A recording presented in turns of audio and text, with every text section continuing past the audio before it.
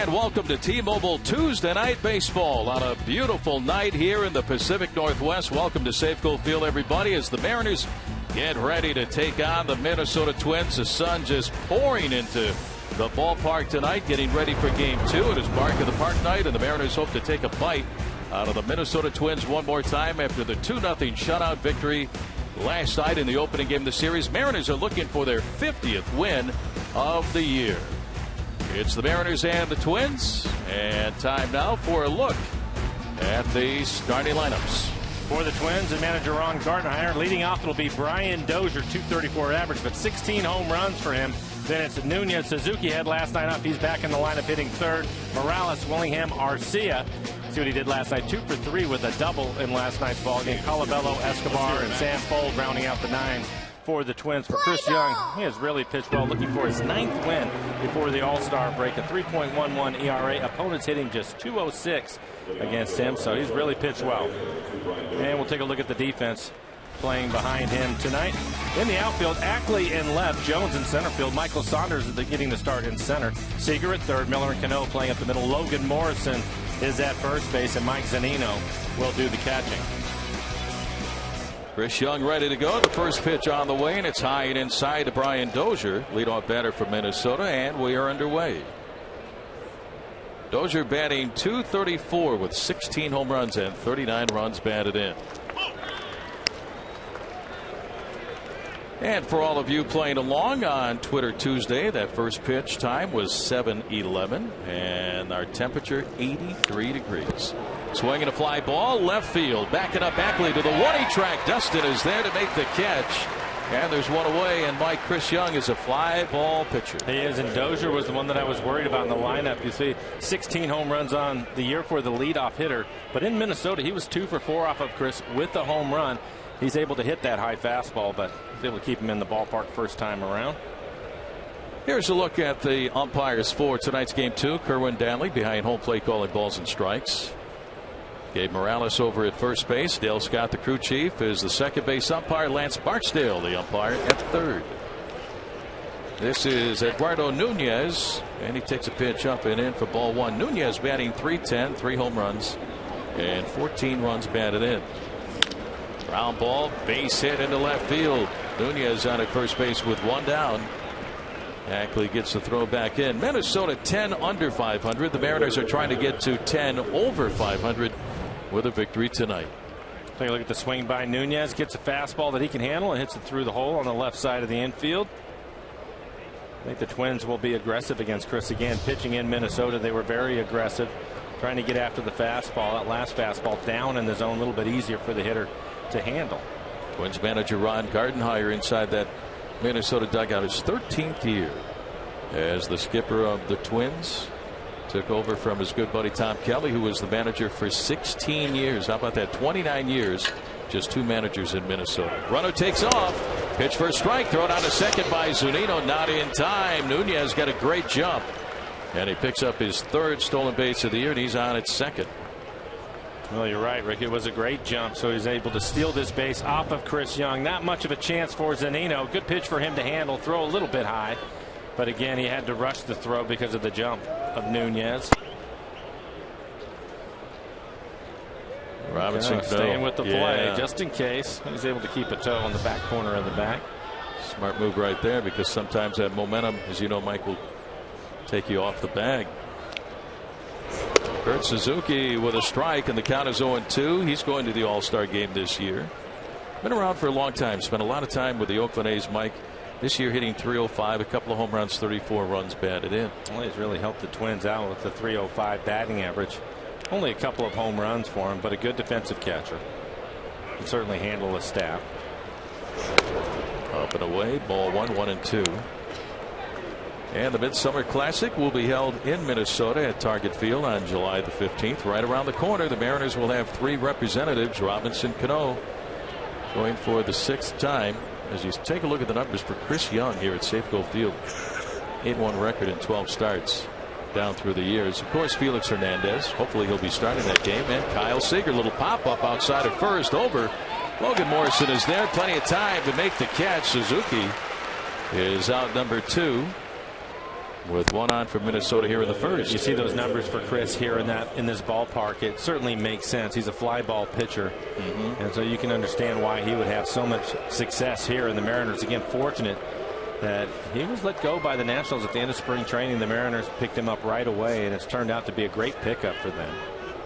Showed up on their doorstep. You're right. He was released by the Nationals on March the 25th. 2 days later, signed by the Mariners, and a few days after that, he started the final game of the Cactus League. Here's Kendrys Morales, a former Mariner, a strike, 0-1. And I think the biggest thing, Mike, for Chris Young is that he's healthy this year. He's had shoulder problems the last 5. Yeah, that's something that he has talked about. It's made a big difference for him. Morales hitting .219 since signing with the Twins. Swing and a miss out in front of an off-speed pitch, and it's 0-2 on Morales. Good changeup. If he throws his changeup in that area, you can see it right at the bottom of the strike zone. Have that changeup at the bottom and be able to elevate the fastball like he does. That'd be a good combination for him here tonight. You can see all the fly ball outs. 161 fly ball outfit, just 72 ground outs. Miller playing behind the bag at second. And a pop-up behind home plate, and it's going to be out of play, and the count is still 0-2 on Morales. 1 home run since signing with Minnesota, 11 runs batted in with the Mariners last year, hit .277, 23 home runs, and 80 runs batted in. We're going to be joined by the Bone, Jay Buhner, next inning. Right now he's on the radio side. Popped up out of play in the third base side, and the count is still 0-2 on Morales. And you see that last pitch, an off-speed pitch, just 76 miles an hour at the top of the strike zone. He doesn't want to throw that pitch up there. When he's pitching at the top of the zone, it is with his fastball. Those off-speed pitches, he wants to keep them down if he can. He's able to get away with that pitch. Nunez on at second. Infield back on the right side. Fouled away again by Morales, making Young work here in the top of the first inning, but Young coming right after Morales, and the count is still 0-2.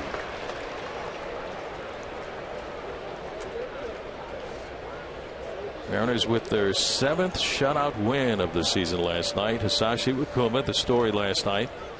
7 scoreless innings. Mike gave up only 4 hits, didn't walk anybody. 10 strikeouts. For a season high for him. Late cut, fouled away by Morales, and the count is still 0-2. I thought Iwakuma last night was excellent, and probably one of the better fastballs we've seen. He topped out at 92 miles an hour and was consistently in that 90-mile-an-hour range. There he is, the machine, Hisashi Wakuma, picking up his 7th win of the season last night. Strong 7 innings. 1 on, 2 outs, no score, top of the first. Up high for ball 1, 1 ball and 2 strikes. To give you an idea how tough it's been over the last few years for Chris because of the shoulder problems, when he beat the Yankees in New York back on April the 29th, that was his first win as a Mariner. Won 6-3 at Yankee Stadium. That was his first win in the big leagues since September the 2nd of 2012. He spent last year in the Nationals minor leagues at AAA Syracuse. Popped up again and out of play on the third base side as Seager goes over and takes a look, and it's still 1-2 on Morales, and right now this is an 8-pitch at bat. This is something that Chris talked about in a couple of his outings with his pitch count getting up. There's a lot of foul balls, and when you pitch up in the zone, and again Chris isn't overpowering pitching up in the zone. He's going to be in the mid to upper 80s with his fastball. You see a lot of foul balls, and that's been the case here. Just 1 ball thrown in this at bat, but this will be the 9th pitch coming up to Morales. Good battle right here going on between Young and Morales. Fly ball, center field, going back to his right on the run. James Jones is there, and he makes the catch on near the warning track, and that will retire the side. Top of the first inning for the Twins. No runs, a hit, and 1 man left on. We go to the bottom of the first, underway here at Safeco. Twins nothing, and the Mariners coming up.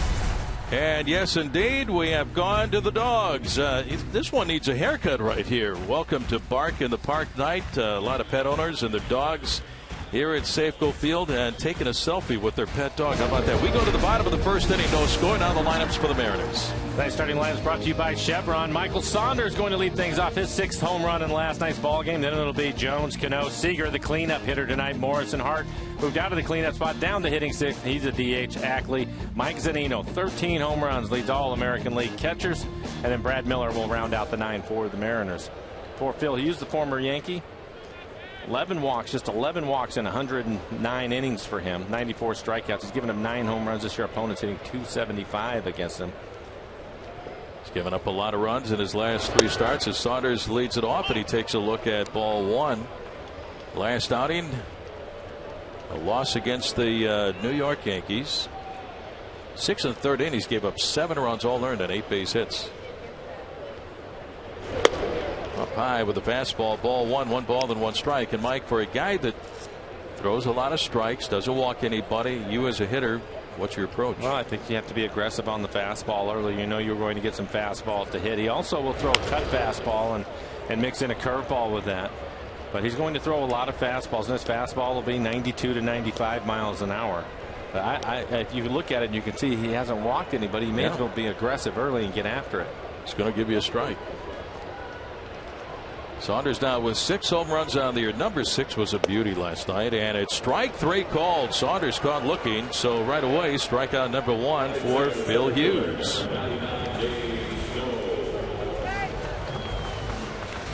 And look at the defense for the Twins. Willingham in left. Sam Fold almost made a great catch last night off of Saunders. He's in center. Arcia in right. Nunez getting the start at third base. Escobar and Dozier playing up the middle. Colabello, the DH last night at first base tonight. And Kurt Suzuki will do the catching. And here's the speedster, James Jones, batting .279 on the year. Ball 1.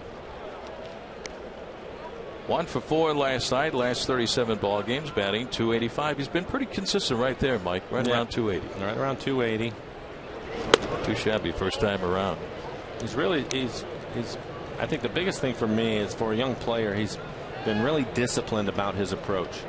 I would have thought there would have been a stretch there where maybe he starts to overswing, maybe pull the ball a little bit more, try to do more than what he's already doing. But he has stayed right in the middle of the field, not trying to overswing, put the ball in play and run.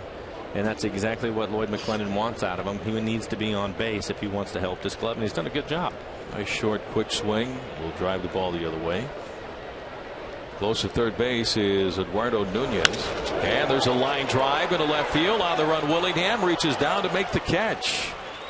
Well, there's Jones driving the ball the other way, but Willingham was shaded that way. James lines out, so 2 outs. Good at bat for Jones. It's going to get better and better and better. Brings up a guy that's been pretty good over the last 9.5 years. All-Star second baseman Robinson Cano, batting .320 for the year. He has 6 home runs and 51 RBIs, going to the All-Star game for the 6th time. Congratulations to Mr. Cano. Certainly knows Hughes well, both of them teammates in New York. So he has a real good idea of the way that he wants to pitch. Played behind him for a long time. Pop up down the left field line, slicing foul, and out of play. 0-1. Hughes last year with the Yankees was 4-14 with a high ERA, 5.19, 30 games, 29 as a starter. Missed some time, a lot of time actually at spring training prior to last year. He was out with a bulging disc, but he had some pretty good years, a couple of good years in New York. Down the left field line again. Willingham on the run. Can't get to this one. It's going to drop in. Fair ball. Wide turn at first, but Willingham's thrown to second. Will keep Cano to a 2-out single. Robinson Cano going the other way. And in the first half of the season, we've seen a lot of this. Again, coming into the game, hitting .320. He's typically stayed up in the middle of the field, down the left field line. 95-mile-an-hour fastball slicing away from Willingham. Willingham doing a good job to hold him to a single. Cano was running hard, thought maybe he was going to take a chance for a double with 2 outs. Once he saw it was an accurate throw, he went back to first. So Robinson on at first base, and that'll bring up third baseman Kyle Seager. Found out before the ball game yesterday that Kyle was added to the American League roster for the All-Star game coming up on July the 5th in Minneapolis. Edwin Encarnacion of the Blue Jays on the disabled list. Kyle Seager right there to take his spot, and he deserves it. 0-1 the count on Seager.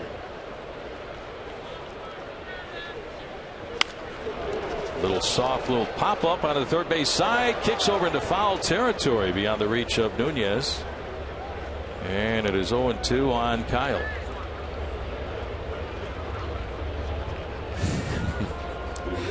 I think Andy maybe was giving him a tough time. Wanted him to get that fastball off his thumbs. He's got a little parachute fly ball. Yeah, it was a fastball, 94 miles an hour. It was up and in. Kyle thought he could get to it, but it was a little bit late. Andy Van Slyke has a pretty good sense of humor. Put a smile on Kyle's face.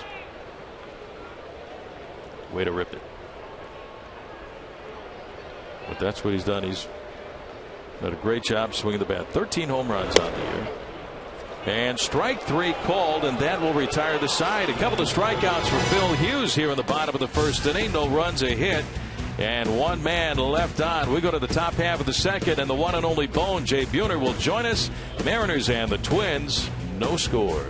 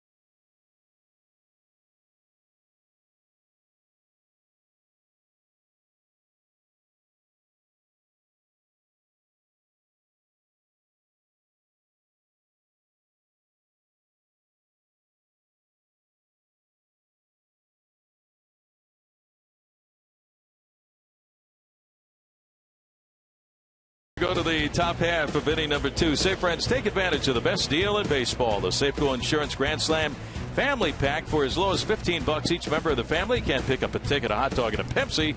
The next event is tomorrow when the Mariners take on the Twins at 7:10. Tickets at mariners.com. Oh, what a night out for baseball. Rick Riz along with Mike Blowers, joined by, so like I said, with the one and only Jay Buhner, as Josh Willingham leads off the top half of inning number 2. How you doing, Bone? It's great to have you back. It's great to be here with you guys. It's good to see you. Good to be in a booth with you, Ricky. I know. Chance to have some fun tonight. Little TV. I really expected you to hit me with that baseball. You know me too well, being in my locker. I do. Being my locker mate. Too many times he's like, dude, would you stop before you hit me? It's just a matter of time. It was dangerous in there. Well, he would juggle bats, and I'm sitting there trying to have a cup of coffee before the game, and eventually one of those bats would hit me, and I'd have to look MJ. Yeah, I think we've had enough now, and he would calm down. Yeah, I used to get a kick when I went to the clubhouse there in the Kingdom, and Jay's locker was right by the showers, and he had like a teepee of bats, you know, all tilted perfectly. Yeah, lined you know, up like my 7 or 8. gamers. Yeah, and it was like, ooh.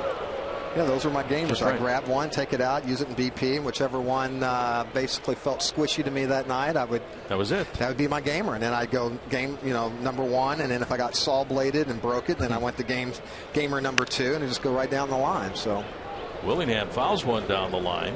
But yeah, Michael, it was all fun and games till you got hurt. Yeah, until I normally pick up a bruise, and then But you were good about it. I would let you know, and that would be the end of it. There you go. Okay, until you the done next now? day. Yeah, until the next day. Then we'd go through the whole routine again. You guys didn't have too much fun, did you? There is strike 3 called. How about that? Chris Young with his first strikeout of the ball game, as he gets Willingham looking at strike 3, one away from Minnesota. Well, this is one of the things that Chris has done so well is Pitching on the corners of the plate. He wanted that changeup to be on the outside corner. He was able to get away with it on the inside corner. Sometimes a mistake works to your advantage right there, right? Yep, you're right. A lot of movement. Oswaldo Arcia, the hitter. He had a couple of hits last night, a single and a double. Guys, tonight is Bark in the Park night, and both of you guys own a number of dogs, don't you? I got a couple. I actually, I guess 5, right? Yeah, I have. I actually have a couple of labs that were puppies when we picked them up, and I actually got them from Jay. The chocolate lab? Yeah. What are the names of your dogs? One of our dogs had a litter of 8 pups, and the Blower Power family took a couple. Percy and Bell. Yeah. I want to meet Tuffy one day. Garcia, well hit but pulled foul down the right field side, and the count goes to 2-1. There's a look at Pokey up there in the bleachers in right field. This is fun. I mean, the folks have a chance to bring their dogs out to the ballpark. Well, it was sold out, weeks ago? Oh, in a hurry, yeah.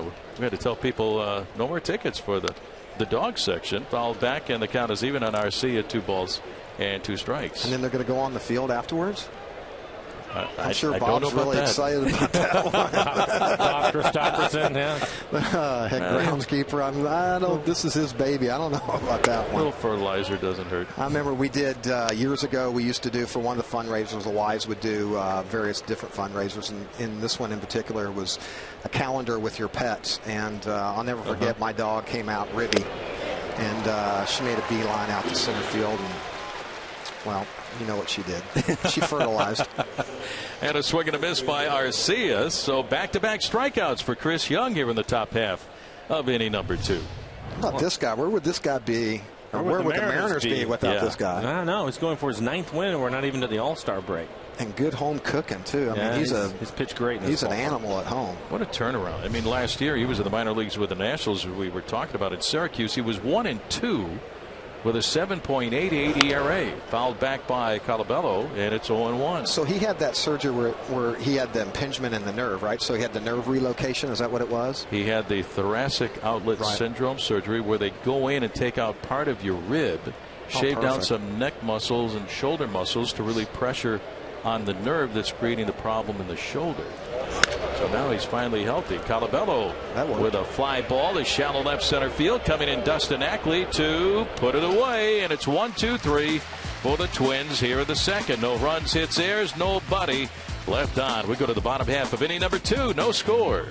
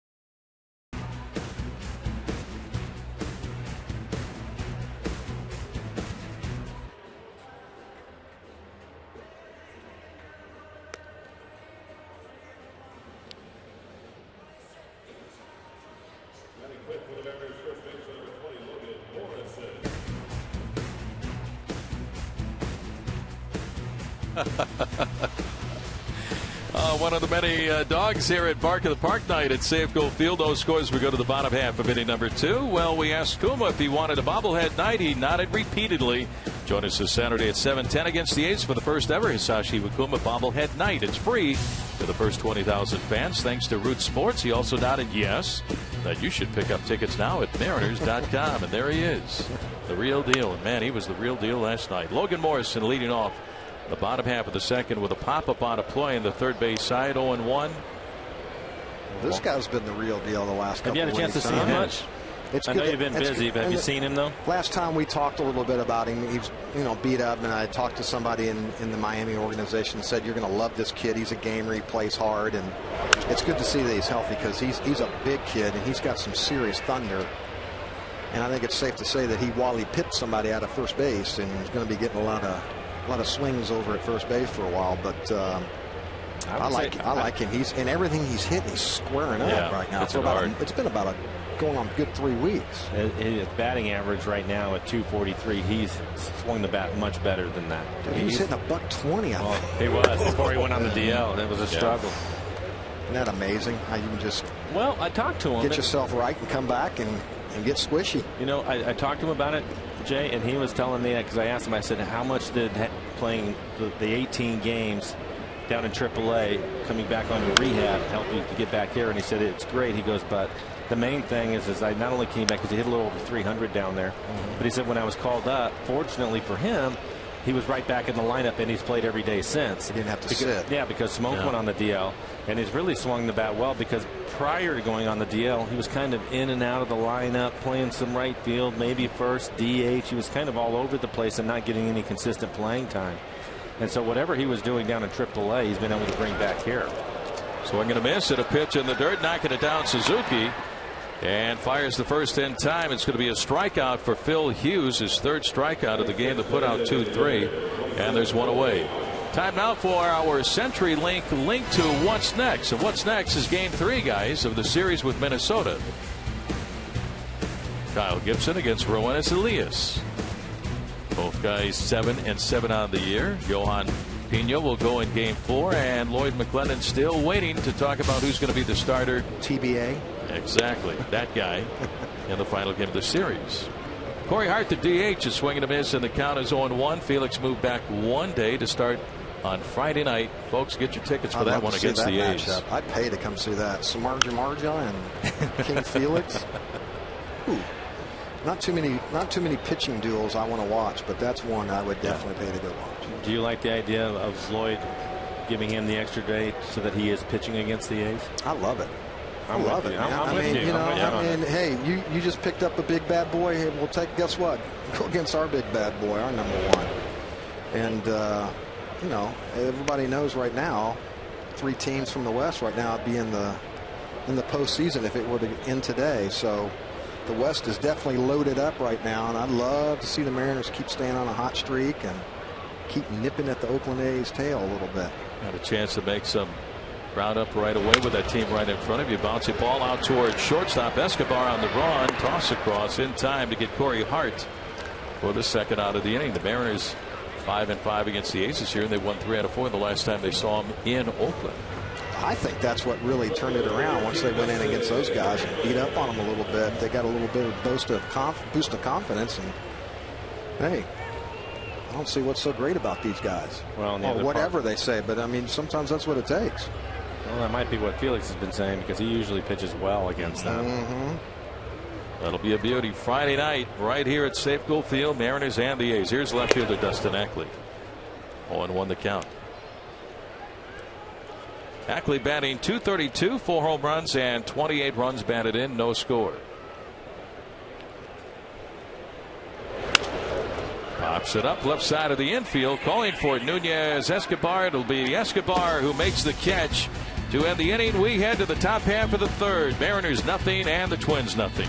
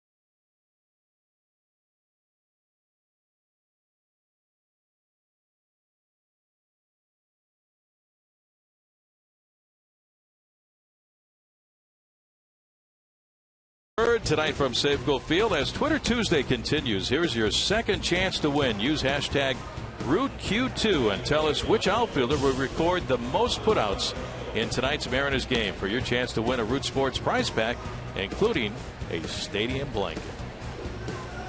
Folks out there in the pen, great vantage point to watch a ball game here at Safeco Field as we head to the top half of inning number 3. Scoreless tie after 2, and shortstop Eduardo Escobar will lead things off. Rick Riz along with Mike Blowers and Jay Buhner. What's it like facing a guy like 6'10"? Brandon Moss said of the Oakland A's earlier this year, it's like he's pitching out of the sky. He's got that angle working.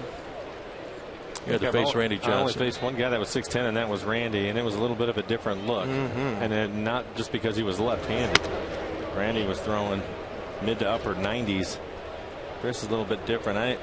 I marvel at it that he's able to do what he goes out and just pitches at the top of the strike zone with his fastball, and he's mid to upper 80s with it.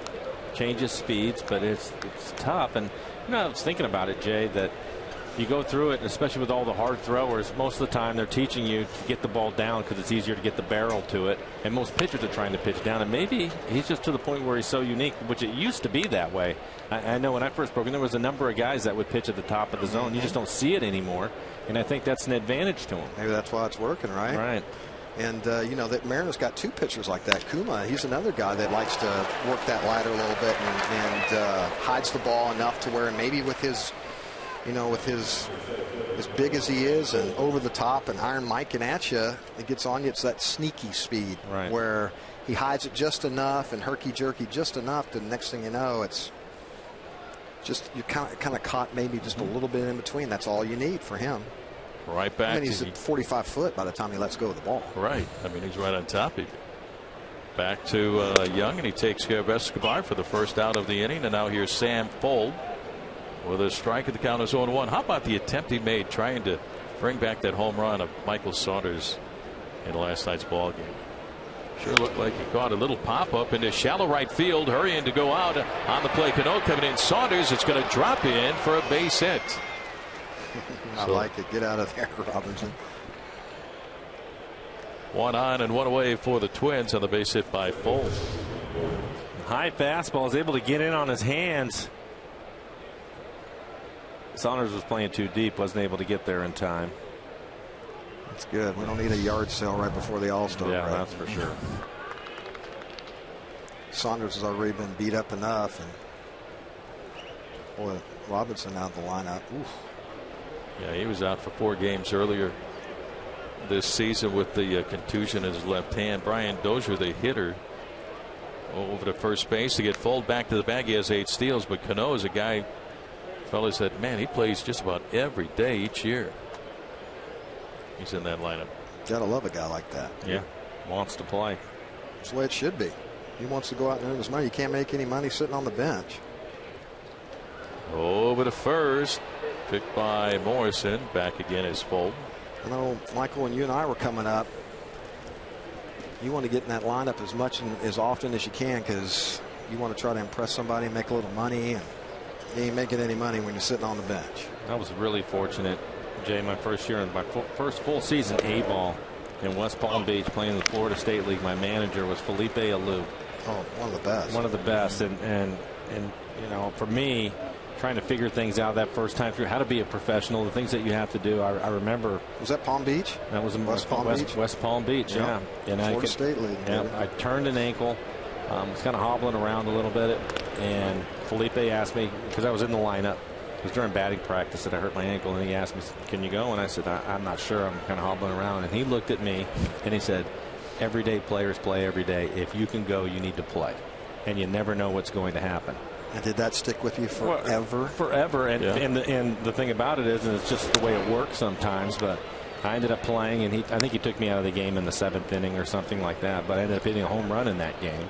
And from that point forward, I said, you know what, he's right, and that's what you have to do if you want to play every day. You just have to go get them, and sometimes you have to put some tape on it and go. But that's right. That's part of the deal. And I always talk about Wally Pipp, and that, I mean, it was legit when we were coming up the ladder. I mean, you didn't get in the lineup. Somebody went out and had a good game. Guess what? He's back in there the next day, and if he has another one, he's back in there, and you might not get another chance. So there was something to be said about that. You got to pry me out of this lineup.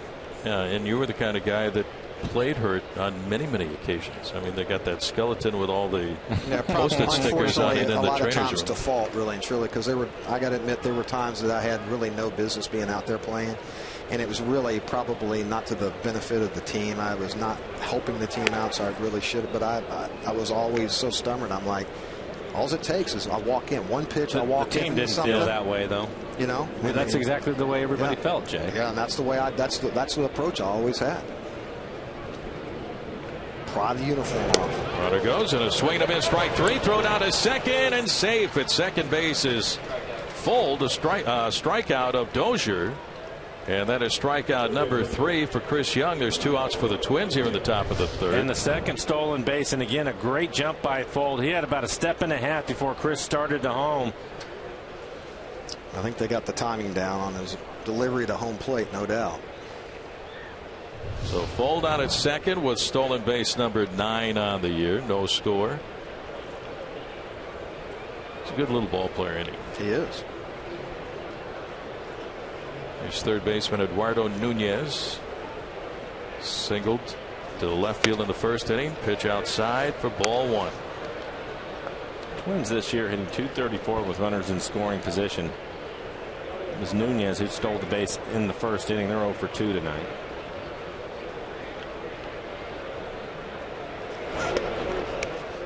How's that new Twins' new ballpark? I haven't had a chance to. I like it. Great. I hear it's really nice. It's one of the best in the game.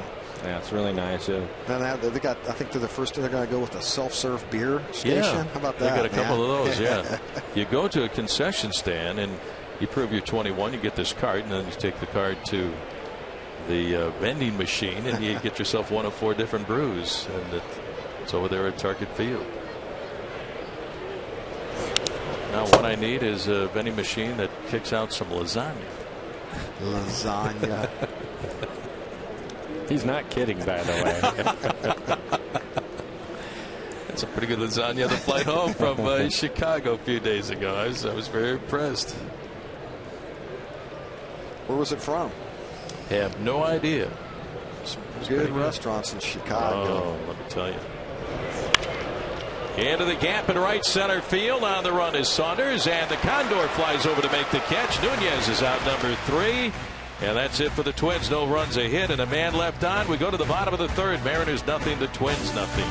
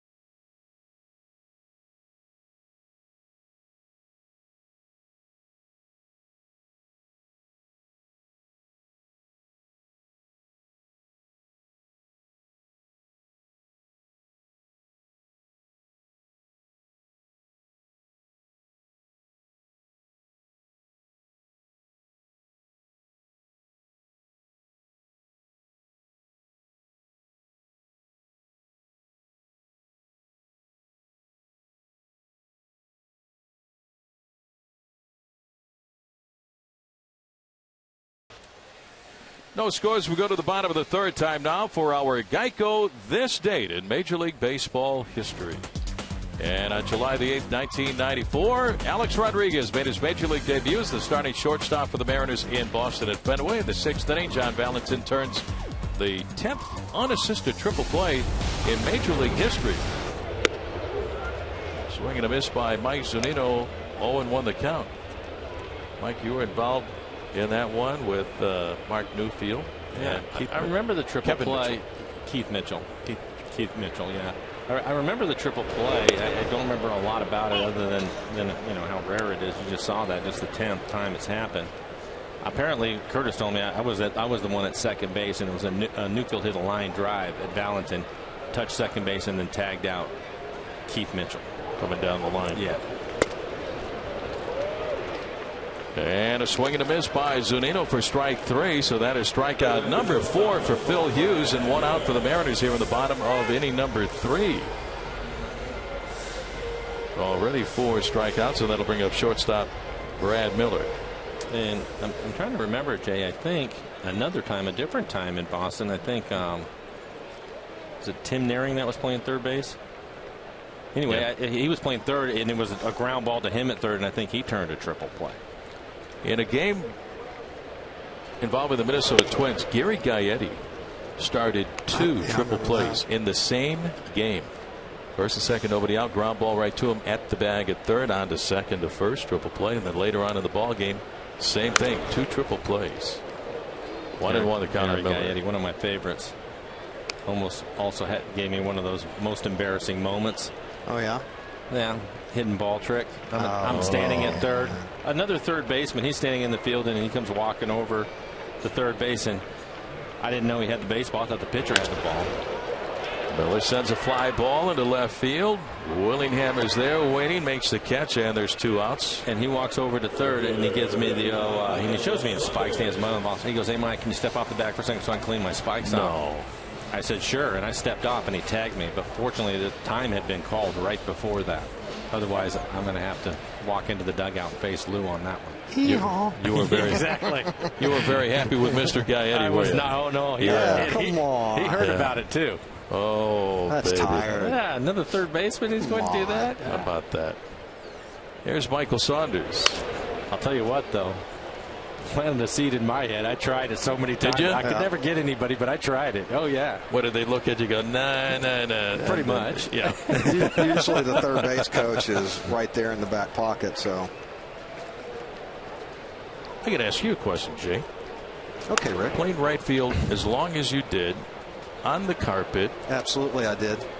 Throw a guy out at first. Absolutely, and you knew where it was going. And I would try any chance I could on that fast surface. Somebody hit a one-hopper at me and they didn't bust it out of the box. Bam. Hey, if you're not going to respect the game, then I'm going to try to embarrass you. But if you bust it out, then I'm going to give you a little bit of benefit of the doubt. How many did you get over there? A few times, but not very often. I mean, Cecil was one guy because Big Cess didn't move real good, and he could hit some missiles all over the place. So one hop to me in about 1 second, and he's 2 steps down the line. It's a pretty good chance you're going to throw him out at first. But it's kind of one of the unwritten rules of baseball. You didn't want to try to embarrass anybody too much, but if they're not going to bust it, you'll do it. Yeah, ground ball right side, and he gets on by the second baseman, Brian Dozier, sliding to his right. Michael Saunders with a base hit. And the Mariners have the go-ahead run aboard with 2 outs here in the bottom of the third. Oh, Michael with a home run last night gets a base hit back up the middle. It was a strange-looking play. I thought Dozier was going to be able to make a backhanded play on it, and I think it fooled him. It kind of slowed up a little bit. Well, yeah, I think it fooled him a little bit. That first hop was a big hop. Yeah, maybe thought it was hit a little bit harder than it actually was, but that'll be a base hit from Michael. Good. I'm glad it fooled him, right? Yeah, absolutely.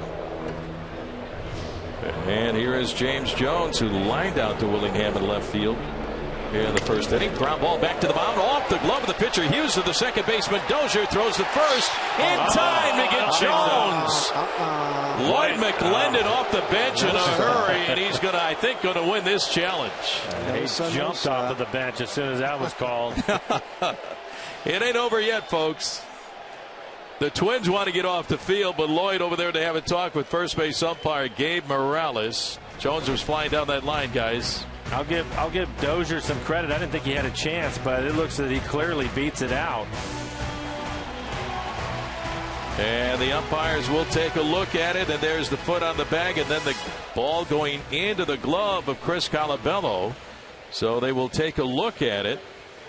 How about that last stride? Oh, my. Yeah, safe. he's safe. Well, Mariners. Good hustle by Jones. I didn't think Dozier would have a chance to get him. Yeah. Amazing he even made it that close.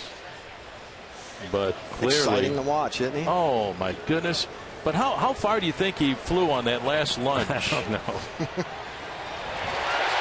Well, the crowd loves it here in Mariner Vision. They can see it. That's one thing about replays this year. You can show it to the crowd.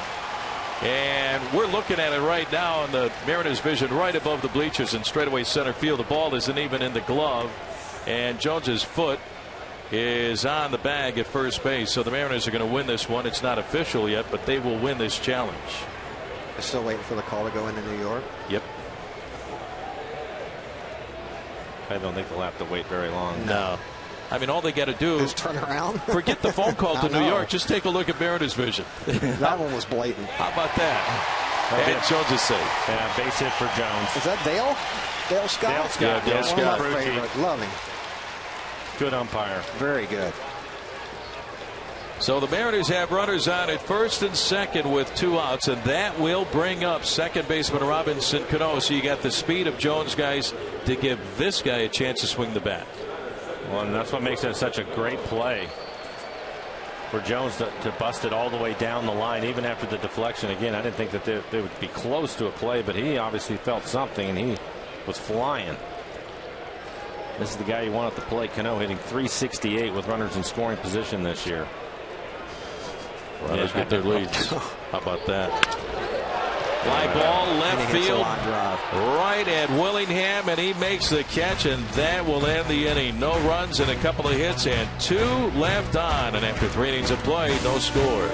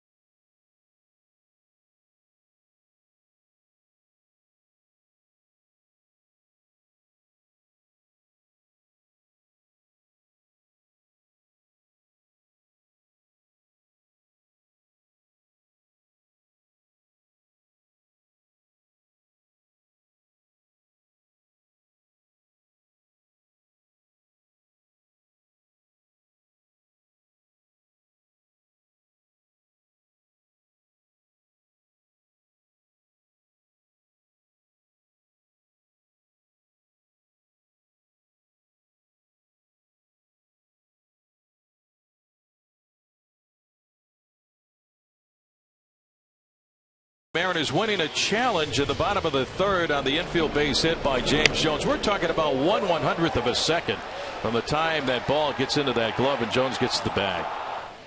That was a great look. Jones, a flash through your screen. And now we slow it down. 400 frames a second. Now the umpires don't get this look. It looks easy obvious from there, right? Exactly, but it slowed down so much. In real time, it's 1/100th of a second. How many times do you think on plays like that, the umpires, obviously he has the runner in front of him, he can see it, and he's anticipating what's going to happen, and then you have somebody like Jones who's, you go, whoa. Yeah, and in the closing speed that he has at first, we've talked about it a lot with him. I don't think anybody runs through the bag any better than he does. Kurt Suzuki sends a fly ball into the gap. Over is Jones, and James is there to put it away. 1 out for the Twins here in the 4th. Yeah, that's one of those plays where they try to listen for the sound of the ball hitting the mitt, and I think the foot coming down as hard as it did, and then fooled them and thinking it was the ball going into the mitt. So, I mean, you know, it's amazing that the amount of times that they get those close plays right. So, and I think that's one thing where taking a look at with instant replay this year is how good the umpires really are. I mean, they've got a fraction of a second to make up their minds whether a guy is out or safe. I'm not a fan of the.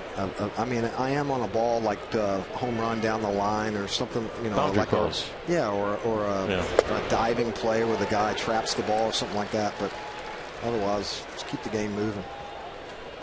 I think Jones is a fan of it now. Well, he is. Just Absolutely. picked up a hit. Yeah, exactly. But 0-2 the count on Morales, and fellas, now with instant replay, and it's not going anywhere. But Game 7 of the World Series, you're going to go, whoa, it's not over yet. You know, they're going to check out a play at home play with a game-winning run instead of going crazy right there at the moment, like when Junior scored. Well hit ball deep into the gap in right center field. Saunders and Jones going back on the track and bounces over the wall in right center field for the ground rule double by Kendrys Morales, and he's on at second base with one out.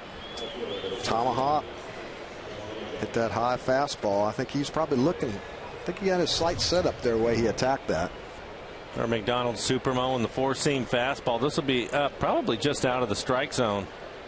But Morales able to stay on top of it and drive it into the gap. Yep, he squared it up. I think his first AB, as many pitches as he got up there that he fouled off, had a lot to do with that too. He's probably thinking, he's trying to work that ladder on me. I'm going to go up and sit on that first one up and tomahawk it. Josh Willingham takes a look at ball one. How many guys did you face like Young who pitched up in the strike zone? I'm not talking about a 6'10" guy, but guys that pitched up, because most everybody is taught to work the bottom part of the strike zone. Actually, there were quite a few guys I remember facing. I mean, Roger Clemens liked to always go up there with 0-2, and so there were a few times I go up and literally look for a pitch up 0-2, and guys would fall into that pattern sometimes. There were quite a, actually. There were quite a few, but most of them they were throwing 94, 95 miles an hour. Exactly. Now these guys are all throwing 97, 98. You can't go up and look for a high fastball. Yeah, 97, 98, get on top of it. They can tell you they're going to throw it. 1-2. So difficult. You have to fight your way to get the barrel to it. It's next to impossible.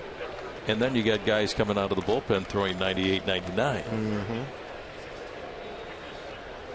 Look at Mauer. Look what he's been able to do since he's come back. Look at 99 the other day. I mean, he's just like. Look at their entire pen. They're all 95 plus. All the right-handers are all 95 plus. How about Danny last night coming in and just thank you for coming? Wow. How about the curveball he had? Yeah. I mean, and then Rodney coming in and shooting the arrow. I mean, that's pretty nice luxury to have every night, isn't it? And that's just those two guys. 26 saves on the season. How about they got to find a way. Yeah, he's I mean, come on, well. How about him? Yeah. Nobody even knew he was still in baseball. Yeah, he was out last year. Jay, I said this last night on the radio post game, and the bullpen right now is on one of those great runs. I think hitters are 1 for 38 or something off of them. Ridiculous. And I still don't understand. You have Rodney who leads the league in saves. Oh, stay in here. High fly ball left field. Ballpark will hold it. Ackley over toward the corner. Dustin is there to make the catch, and there's 2 outs as Willingham flies out. Throw back into second base, skips on over to Logan Morrison. But you have Rodney leading the league in saves. You have the best bullpen in the American League, and you don't have one guy. Not one guy from the bullpen in the All-Star game. How's Rodney not an All-Star? Automatic. Crazy. I agree. Automatic it should be. Yeah. I mean, even though every team has to be represented, I don't believe in that either. If your team stinks and you don't have a guy that can represent, then hang with them. I agree with you on that one. It can't be a courtesy deal. I'm sorry. It's just the way it is. You do have to earn it. Hey, do your homework and scout the right guys and get the right people in, or get somebody hot or something. This is Arcia. There's the last 3 games, 12 innings, just 1 hit. Wow. Look at the strikeouts. 16 strikeouts in 12 innings. Opponent's average. 0-26. I'm laughing. It's ridiculous. They're so good. Courtesy hit. Arcia sends a fly ball into left center field, galloping over James Jones and Ackley will make the catch for out number 3. No runs, 1 hit, and a man left on, and we had 2. The bottom of the 4th inning, Mariners and the Twins, no score on a beautiful Tuesday night.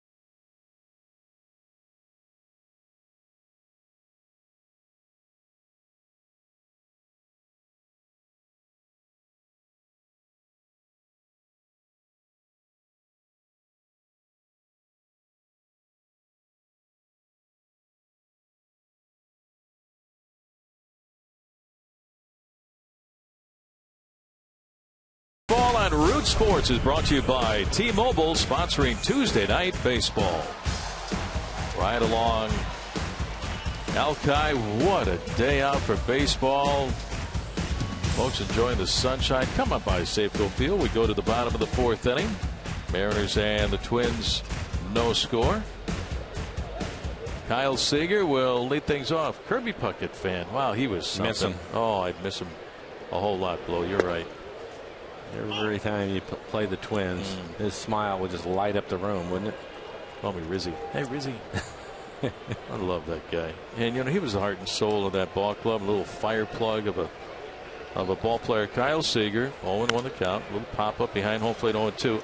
Back in 1983 was my first year here, guys, and Rene Latchman was let go and Del Crandall came in. Well, he brought in Phil Roof as one of his coaches, and Phil Roof was managing at AA in the Twins organization in Orlando. So Roofy gets to town and he said, fellas, there's a kid in the Twins organization who's built like a fire plug, but he is going to be the most exciting player in the game of baseball since Willie Mays. And I looked at Roofy and I go, come on, Phil. You know, Willie Mays, he says, I'm telling you, this guy is going to be something special. Kirby Puckett showed up the next year, and he was something special. Dead on that one. Oh, my goodness. What a scouting report. Yeah. Miss him.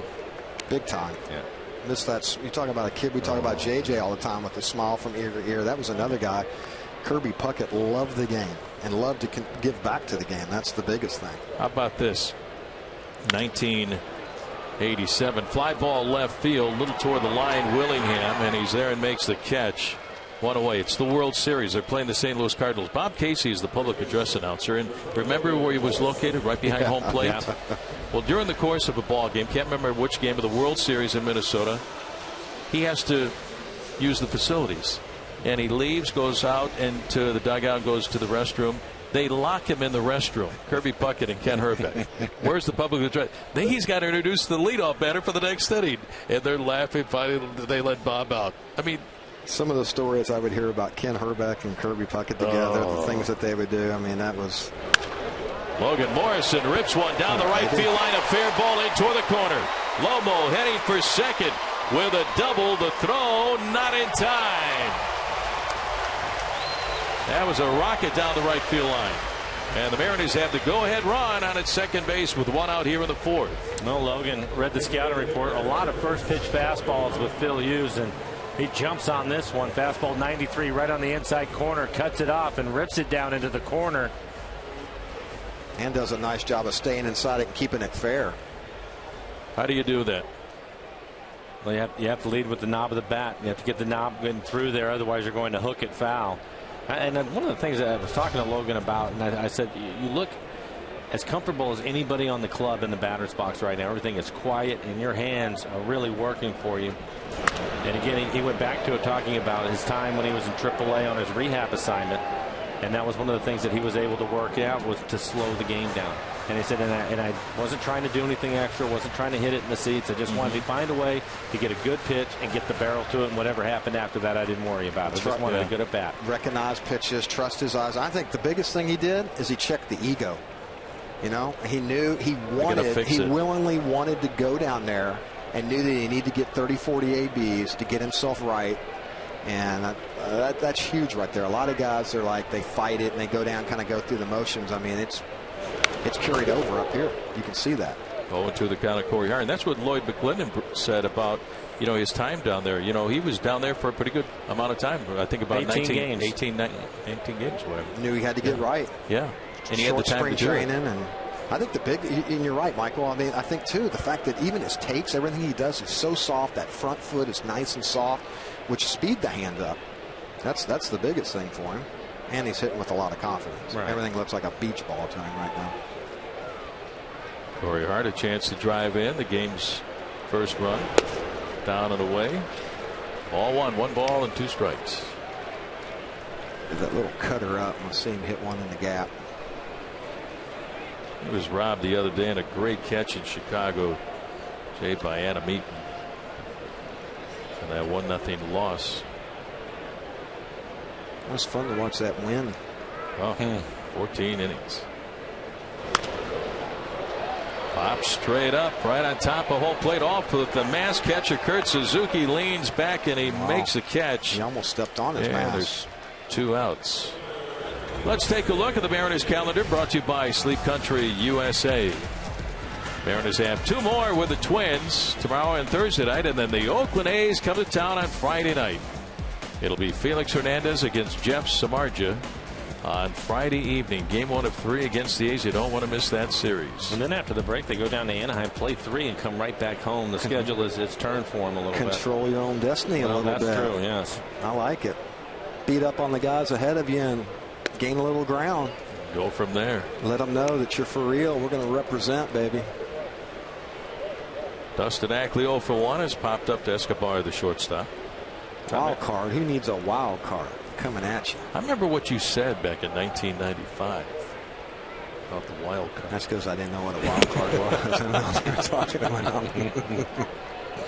1-1 on Ackley. The wild card, we were supposed to see it in 1994, but there was no World Series that year, and we saw it in 1995.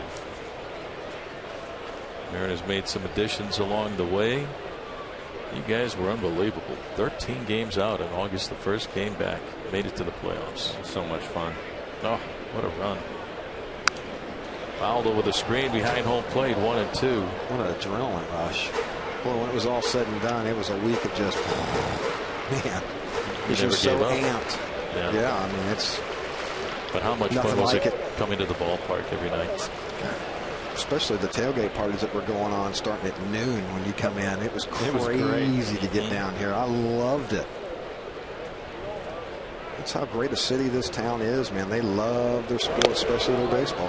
And a swing and a miss by Ackley for strike 3, and that'll end the inning. The Mariners leave the go-ahead run stranded out at second base, and we go to the top half of the 5th on this Tuesday night in Seattle. No score.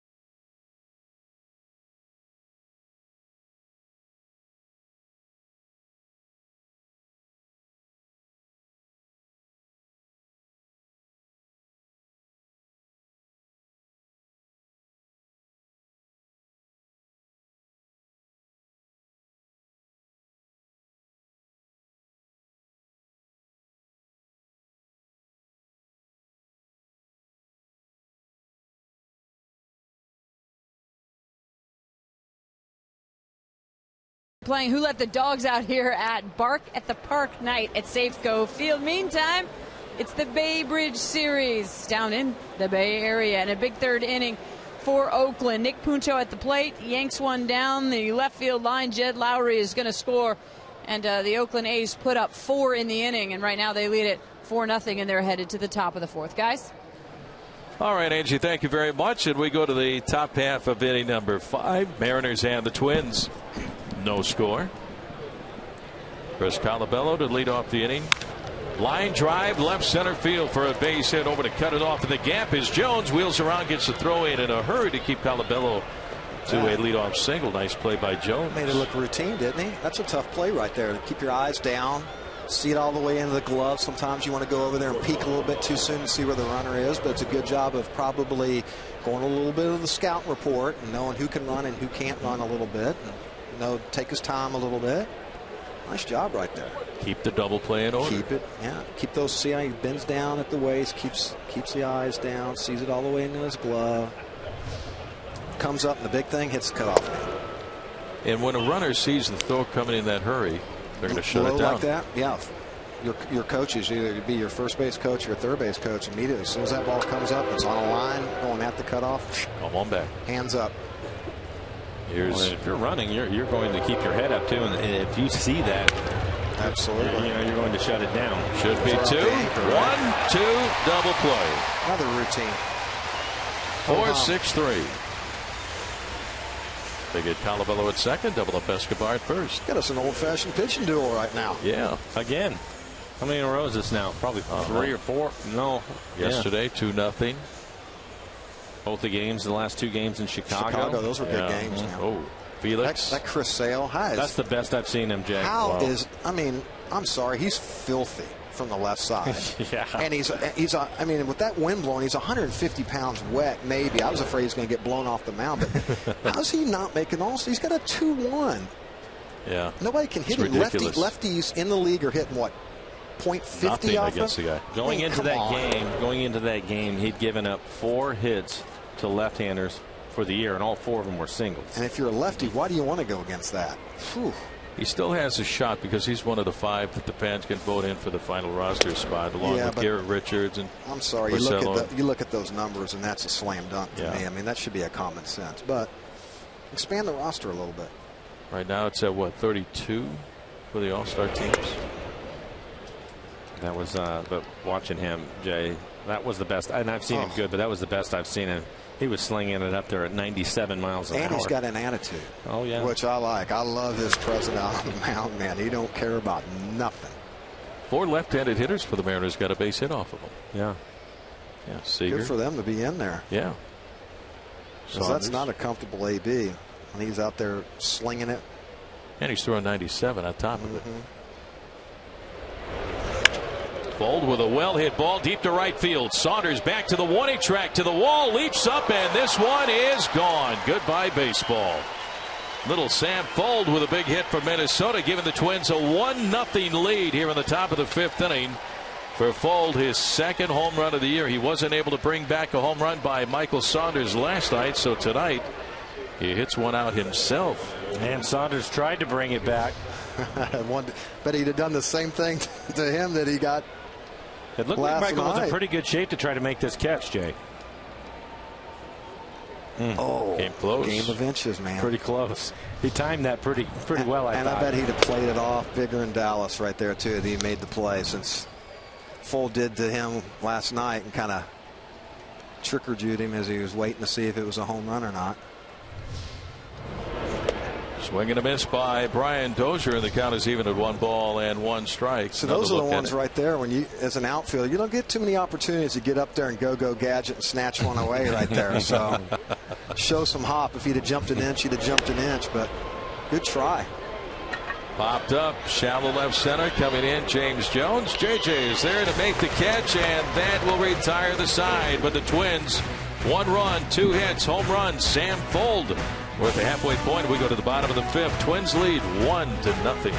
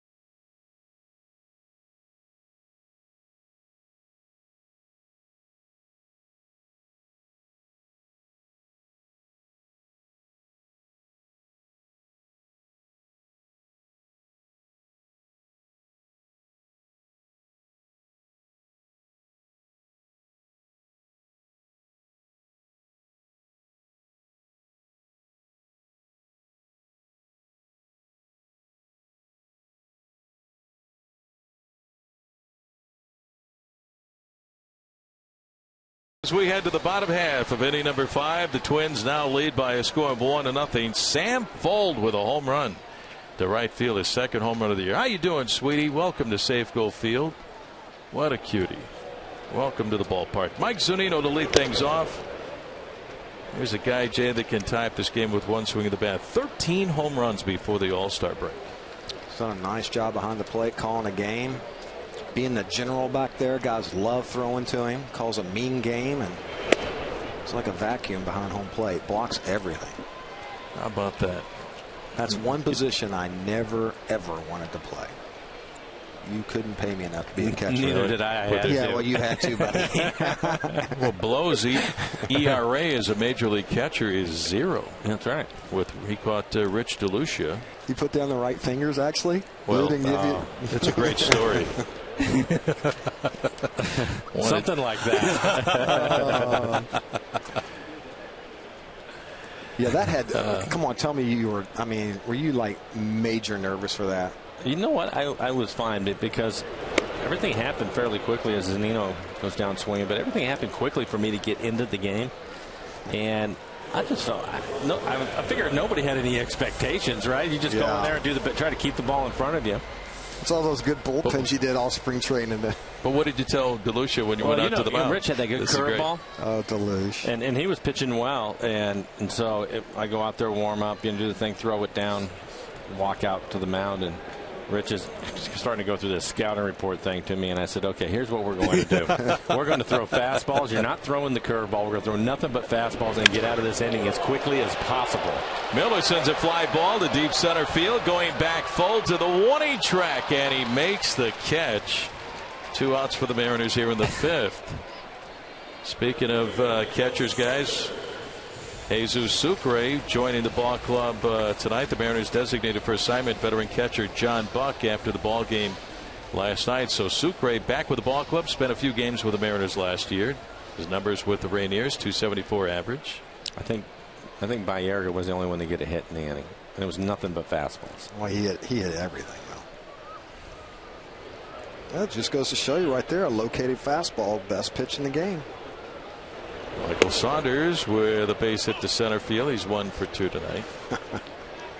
It was the best pitch in the game, Jay, because it was a quick inning. Yes, it was.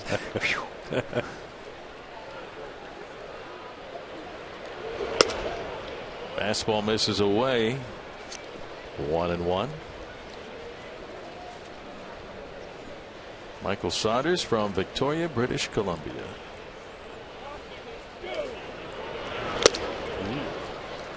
Chase that fastball, and the count is 1-2 on Michael. Good fastball from Hughes. 93 at the top of the zone in the middle of the plate, and Michael tried to tie the ball game up. Hit a home run last night out to right center field.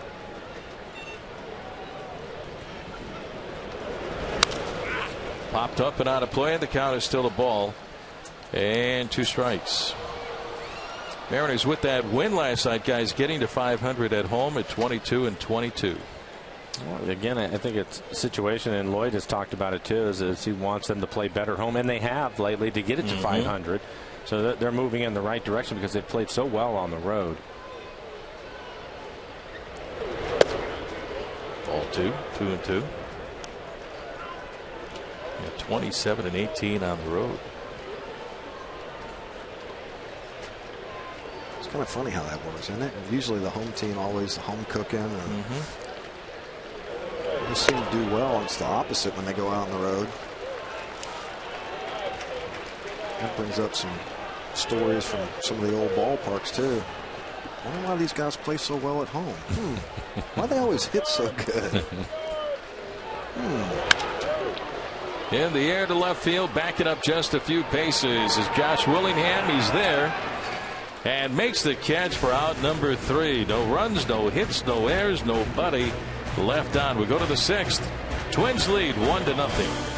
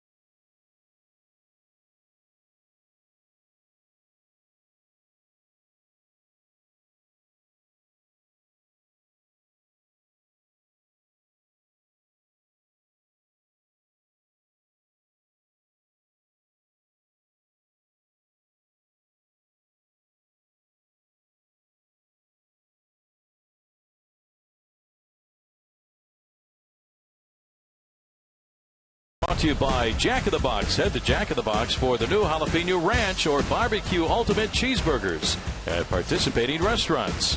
By CenturyLink, your link to what's next. And by BNSF Railways, sponsor of the BNSF Blast.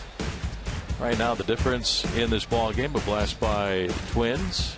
Home run by Sam Fold as you take a look at the Space Needle in downtown Seattle. What a night. Eduardo Nunez leading off the top half of the 6th inning, 1-0 Minnesota.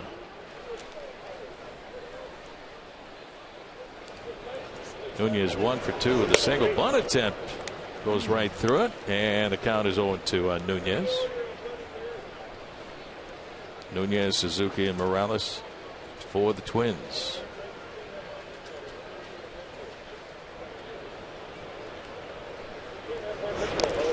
And a swing and a miss at a pitch in the dirt.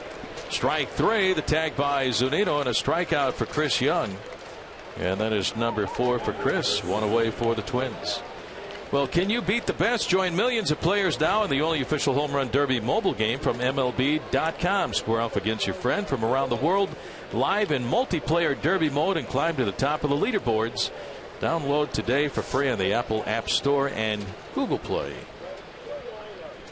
Look at the crowd tonight here at Safeco Field, Game 2 of the 4-game series. Kurt Suzuki with a swing and a pop-up left side of the infield. Easy play, waiting for it. Shortstop Brad Miller, he squeezes it for the second out of the inning. And guys, Chris Young just going about his business. He's doing the same thing. He hasn't had many ground ball outs. In fact, just one, but it was a double play. He's given up the 1 home run to Sam Fold, the 9-hitter, since his 2nd home run of the year. I love it. The fact that he can almost barely break a pane of glass, and nowadays with the way these guys throw so hard, knows how to pitch. I mean, he just knows how to pitch and keeps going about his business and doing it kind of the old-fashioned way. And you can see what a story. Switched up on Morales right there, starting him off with a breaking ball. Morales able to hit a double on that pitch right there. Fastball up. That one might have been a little bit too far up for Morales. Well, you guys watched for years a guy that didn't throw that hard, but all he did in his career was lead the Mariners organization in wins with 140. Talking about Jamie Moyer. Jamie Moyer, slow and slower.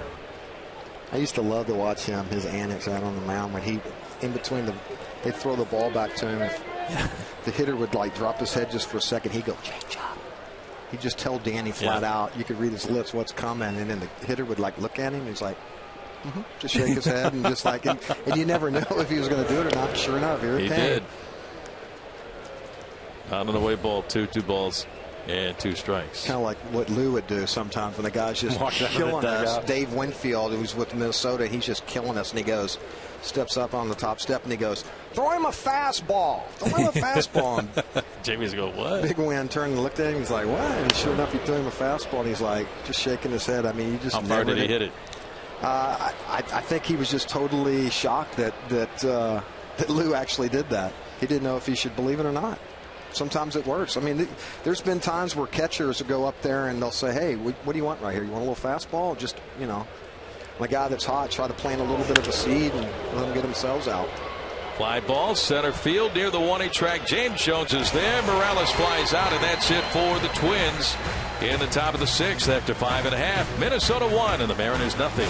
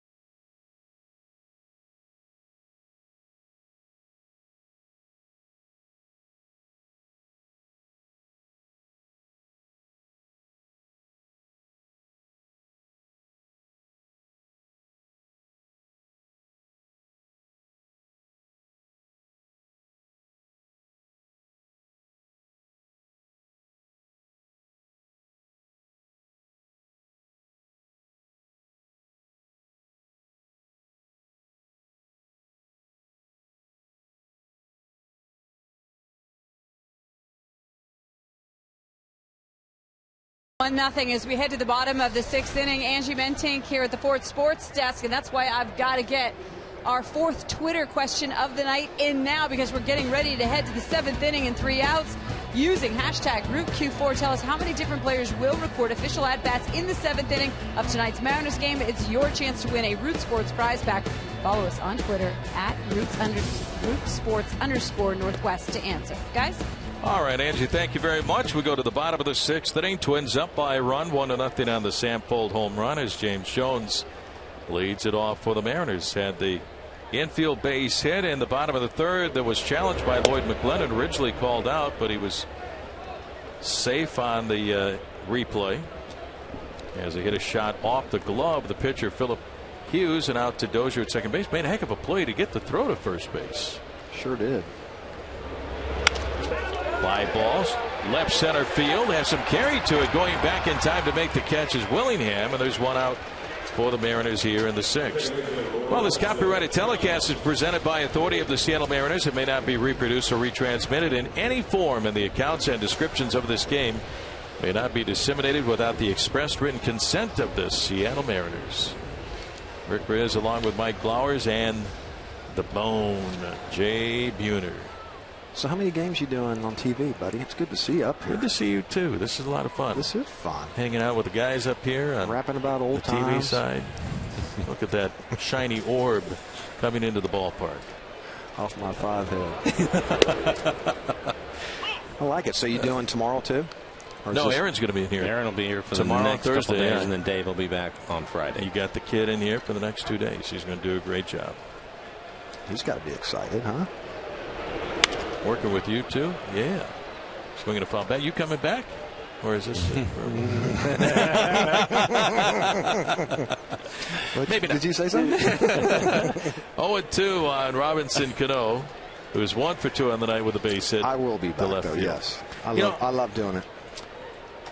Mike was down in spring training for a long time this year. We had a great time down in spring to watch his club come together, and Lloyd McGlennon has done a super job with his team and the coaching staff. But it was great to see you down there. You get a chance to work with the kids a little bit and see kids like James Jones and work with them, who really wasn't even projected to even be coming up anytime soon. Yeah, I love that. I love going down. It's nice to go watch a game at the big league side, but. To Hopper right to Dozier at second. Cano's out at first. 2 outs for the Mariners here in the 6th. But the great thing is I can go down, get there, early, and then go do some early work with the kids, the minor league kids on the backfields, and then let them do their BP. And then usually I'm down there before games get started on the minor league side, and then I'll come over and watch the big boys play. So it's kind of the best of both worlds. But when the minor league games get started, it's fun to walk from field to field and see some of the old goats that are coaching over at first base and third base and rag on them and give them a hard time. But it's Michael and I, we talk about it all the time. Coming up with the Yankees wearing the pinstripes, it was a who's who on coaching staff and people that come to spring training. And trust me, that rubs off, because when you get a chance to listen to some of their stories or elbow up next to them and pick their brain a little bit, or talk to them, or just let them know that you're a normal guy and, hey, I'm here for you anytime you want. I mean, it goes a long ways, and I think it can make a huge difference. Well, I think that it will, and I thought it's great, one, that Alvin Davis is down there. Yeah, absolutely. Working, and Danny came in, and then this year you were talking, I had my boys with me one day, and I was coming out where they were doing some hitting in the cages and having some fun. I come walking out, and Jay, who I knew was there and is always there, it was good to see Gar there. Sager with a line drive into the gap in left center field for a base hit, and the Mariners have the tie and run aboard here in the bottom of the 6th inning. And we got Dave Valley over that's managing and for the Aqua Sox. So he was just here. He had the whole club here on the field. And I really think at some point Dave Valley, being bilingual and as smart as he is and knowing the game in and out, I think he'll be a big league manager, make a heck of a big league manager at some day. Former catcher. I agree with you. What is it about all those catchers? I don't know. They're the only guy in the field in foul territory. But they're stupid enough to say they want to be a catcher. That is a tough spot, isn't it? Here's Logan Morrison. Go-ahead run is at home plate. All right, see how good you are, Blow, because Blow said in one swing, just get somebody on. So this might be the spot. Is he looking 21 games, 303 average, 3 home runs, and 12 RBIs for Morrison. Right man, right time, huh? Double down the left field. The right field line is last time up in the 4th inning. 1 on 2 away. Seager at first. On a play in the left field side, and the count is even on Logan at 1 ball and 1 strike. Well, after hitting that ball hard down in the right field line, you can see those first 2 pitches. He's being careful and wanting to pitch away. Both of them right on the outside corner. But doesn't want to make a mistake middle in right here. That one right there, I don't care. Even if it is away, you elevate it like that. Let him get extension. You can get your belly button out over there and hook that thing in the seats. So what you're saying, he's looking hitterish right now, huh? Well, I think I just love the way his approach and the stare of the body language. Way up high as Suzuki had to reel that one back in. Ball 2. 2-1. That's why he's an all-star. Whoa. Pitch had some giddy up to it.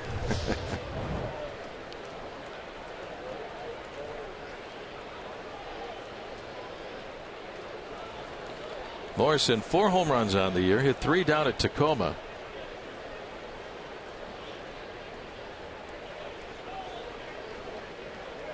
Seager's lead at first, held on by Colabello. All the way 2-2. Even that pitch elevated, as you were mentioning, Jay, just above the strike zone. I agree. I don't care if it's a strike or not. He put a good swing on it. If it's dead red, let it go. Can't get the cheese by the rat if you're hunting it.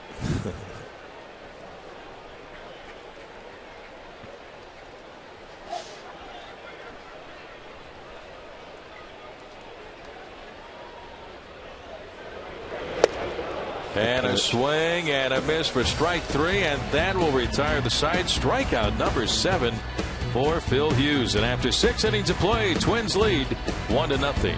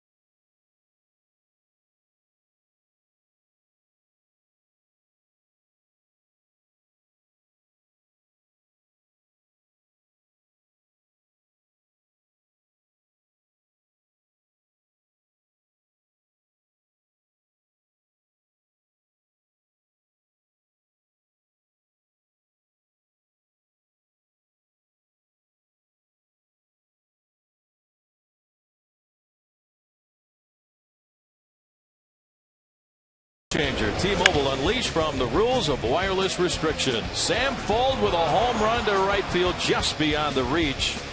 And leap of Michael Saunders. Right now that is the only run of this game for Sam Fuld, his 2nd home run of the season. About that, the unlikely hero so far. Right. Josh Willingham will lead off the top half of the 7th. Rick Riz along with Mike Blowers and Jay Buhner, fouled back by Willingham, and the count is 0-1. Willingham 0 for 2 on the night. He is fanned and also flied out to Ackley in left field. Chris Young, a good night. Again, his last outing, guys, in Houston, he won 5-2. He went 7 innings and gave up 2 runs on 2 hits, walked 1 and he struck out 8. And the old story goes, well, solo home runs don't beat you. He gave up 2 solo home runs to Marwin Gonzalez and Kike Hernandez, and he won the ball game 5-2. Yeah, but he's a veteran that doesn't get rattled by a solo home run. And like it. Swing and a miss for strike 3. Another strikeout for Chris Young. 1 out for the Twins here in the 7th. Mixing it up a little bit. We talk about the high fastball all the time. Change up, Jay, you think, right there? Looked like a changeup. Yeah, it looked like a changeup to me. It looks like he's doubled up on the changeup the last couple pitches there, so he's starting to change things up so guys can't see him falling into a pattern, and I like it. Strikeout number 5 for Chris. Here is Oswaldo Arcia. Arcia 0 for 2, strikeout victim back in the second. Sends a towering pop up into right field. Saunders coming in. Michael is there a few steps and makes the catch. 2 outs. It was way up there. Well, this weekend, Safeco Field is the place to be. It's an American League West showdown as the Mariners take on their rivals, the Oakland A's, in a big 3-game weekend series beginning on Friday night at 7:10. Beyond Hannah's the division race heats up. Lock up your tickets now at Mariners.com as the Mariners battle the A's, and that is going to be a beauty. And here are the matchups. Game 1, Felix Hernandez against newcomer Jeff Samardzija. Taijuan Walker against Jeffy Chavez. Swing and a miss by Colabello, and the count is 0-1. So you don't want to miss that series. Get your tickets. I like that Sonny Gray throwing for Oakland on that third day. He's just got some good stuff. Reminds me of Hudson when he first came up a little bit. It's amazing, man. They just keep getting younger and younger with those arms, and they keep stepping in and doing a great job. I mean, that Chavez is throwing second day for him. I mean, he's a little skinny, nothing that just super sinker. It gets outs after outs after outs. So it's a good call with Hudson and Gray, because they're built the same too. Almost identical, cookie cutter, and both filthy. The kid's good. And by the way, they picked up Samardzija. And Hamels pitching well. In that one deal, yeah, he was a slouch. He had a, what was he, 7-5? I mean, how do you score that deal? 2.9 ERA. Yeah, right around there. This crystal ball Beaner's got working over there. 2-2 on Colabello. So going into that series, what do you think, right? You know, it's the last series right before the All-Star break. You think it's a big series? You think you got something to prove? You're putting a lot into it. What do you guys think? I think anytime that you can close the ground on a club that's in front of you, you bet it is. Drop the can on them, huh? Got to take advantage of that opportunity. And a swing and a miss by Colabello. Another strikeout for Chris Young, his 6th of the ball game, and it's a 1-2-3, 7th inning for Minnesota. 7th inning stretch time. Bottom of the 7th. Twins lead 1-0.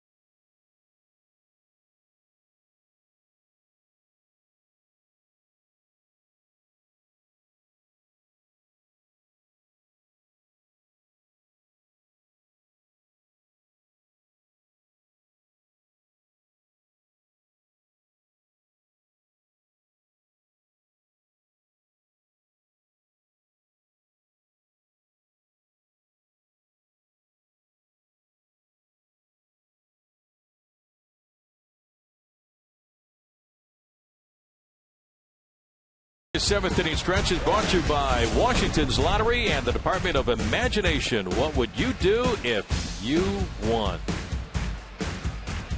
7th inning stretch time from Safeco Field tonight. Game 2 of the 4-game series. Twins lead by a score of 1-0 on the home run by Sam Fuld in the 5th. Corey Hart will lead off the bottom of the 7th inning. Both starters have gone all the way and both have pitched very well. Strike 1 on Hart. For Hughes, 7 strikeouts through 6 innings. Season high is 9. I was hoping he'd have another struggle like the last 3, but looks like he's got it working a little bit right now. Into the gap in right center field. That's going to get down for a base hit. Over to cut it off, and the gap is Fuld. Corey Hart with a leadoff single. Let's see if we get a pinch runner. It's the first time in the ball game the Mariners have had their leadoff man aboard. That's why I think we might get a pinch runner.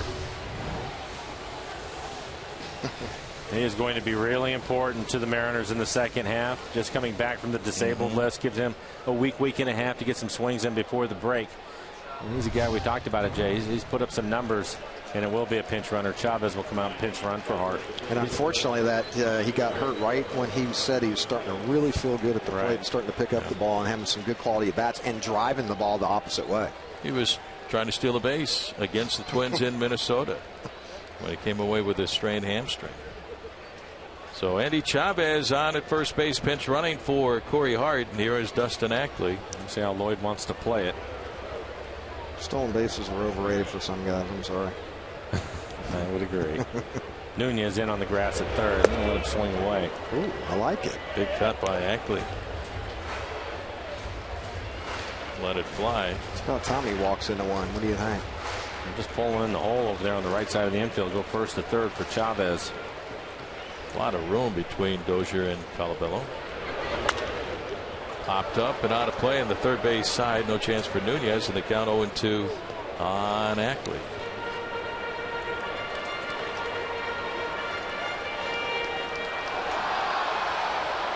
What an advantage to be a left-handed hitter.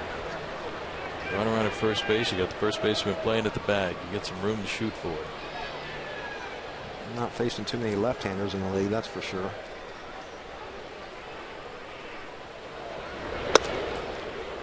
One and two on Dustin. Last 6 games, 9 hits in his last 20 at bats coming into tonight's game.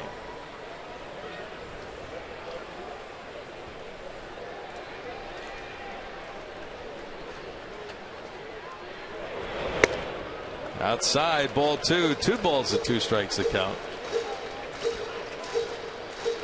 Mariners with 21 comeback wins this year.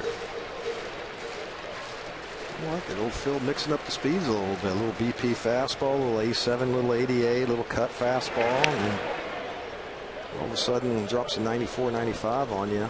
Ride the ladder. Started him with a couple of those 94-mile-an-hour fastballs. And look, he's trying to throw the cutter on the outside corner. Started off the plate away. Didn't do a whole lot. No, have Dustin give up on it, try to hit the corner, but you're right, it just stayed out there. That's the one he's got to be hunting on. Right there. Ground ball out to Dozier, over to second for 1. The relay to first is in time for the double play. They get Chavez at second, double up Ackley at first, 4-6-3. Dozier to Escobar on to Colabello, 2 outs. Well, get downtown from the airport for only $2.75 on Sound Transit's Link Light Rail. See how easy it is at soundtransit.org. Rick Riz, Mike Blowers, and Jay Buhner. Here's catcher Mike Zunino.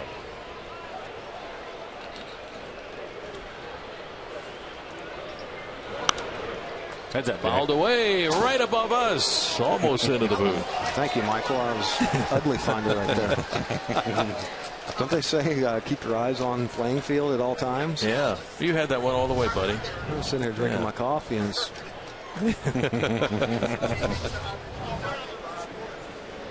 close.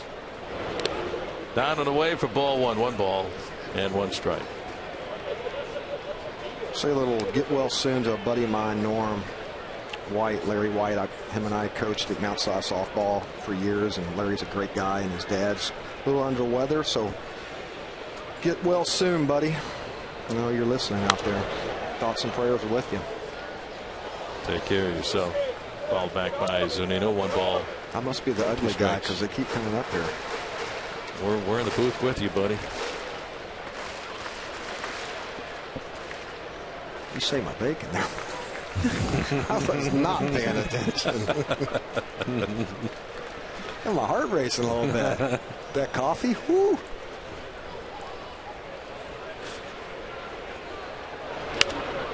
Fouled away again, and the count is still 1-2 on Zunino. These things get on you fast now, don't they? They do. I think you're pretty good distance from home plate. 14 years off, and it's moving a little bit quicker than it used to. Oh, you should have done some games with us at Old Tiger Stadium in Detroit. We're about 50 feet away. There were bullets coming at you. Mr. Niehaus and I had to duck a few times over there. Got a trash can lid in your hand while you're doing it? Exactly. for protection. Fouled away, and it's caught by Suzuki. Popped up in the air off his glove. He was able to grab it, and that is strike 3. Here's a look at it one more time. Foul ball right off the glove. Wiggles out of the webbing, straight up in the air, and Suzuki was able to catch it. And it's a strikeout for Phil Hughes, and that will retire the side. And after 7 innings of play, Twins lead 1-0.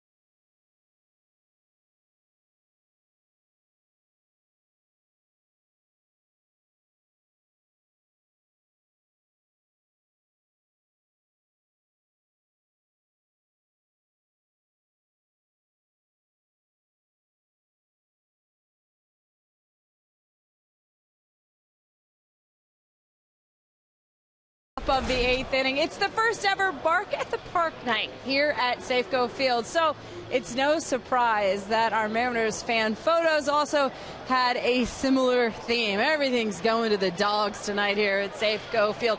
First up, we have got Ross, and Ross writes in, I could have made that catch, and we had several others. There's Bo right there, but a lot of fun.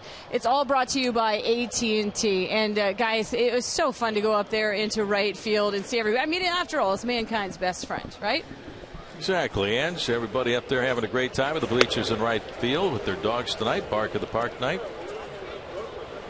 Dogs are pretty well behaved, all of them, with all the dogs up there. I'm just happy there's some shade now. Yeah. 2-0 the count on Escobar, leading things off here in the 8th inning. So am I. It was a little warm. It was. Well, we're complaining about it, huh? Never satisfied. And a strike. 3-1. Young has retired the last 7 in a row since the home run by Sam Fuld. Just eating up innings, isn't he? Up and in, ball 4. So Escobar with a leadoff walk, and that's the first walk given up by Young. Hey, fellas, make Safeco Field your man cave this Friday for EQC Guys Night Out. When you purchase a specially priced ticket for $25, you're going to score a main level ticket, your first drink, plus a Mariners Red Party Cup. Enjoy rock music throughout the Mariners Hayes game, courtesy of KISW. Tickets to Guys Night Out are available only at mariners.com/guides. Plus, you get a chance to see 2 stud pitchers. Sam Fuld, the difference in this game so far, probably going to bunt right here after hitting the home run. I guess he's not. Right now we're sneaking up on 100 pitches. There you go. Samardzija and Felix going on Friday. That's going to be a great matchup. Don't miss it. Be out here on Friday night. Kings Court will be in session. Time call. Pitching coach Rick Waits out to the mound to pay Chris Young a little visit. And guys, he's been outstanding tonight. Yeah, buying some time for Medina, who's up in the pen right now. Again, 98 pitches for Chris. 67 strikes. Throwing a lot of strikes.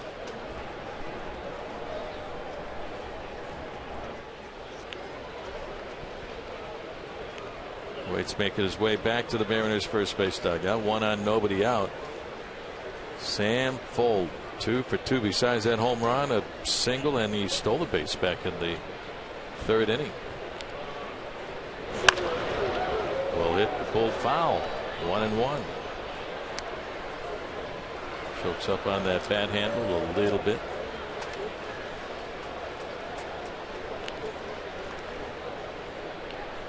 The numbers for both Hughes and Young in this ball game, guys. He pitched well.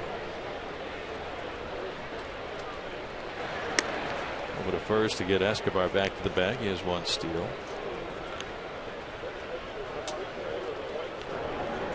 And again, a look at Medina getting loose, getting ready, getting funky.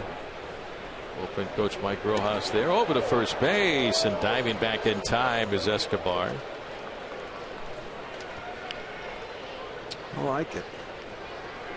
Stole a couple bags off of him, so making sure that they're not timing him over there. Pitch 101 for Young, on the way. And Fuld lifts it foul down the right field side, and the count goes to 1-2 on Sam. Oh, the slide step changeup.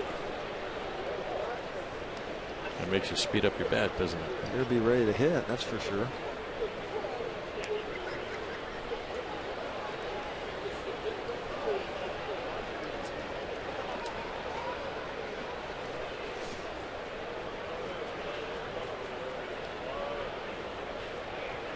And again, another move to first base. Young keeping his eyes on Escobar. Good idea. The Twins already with 2 steals in the game. He's trying to help Zunino out a little bit, give him a chance to throw somebody out if they go. And another move to first base. And if you give Zunino that chance, Mike, he'll get you. I think we know what the conversation at the mound was about.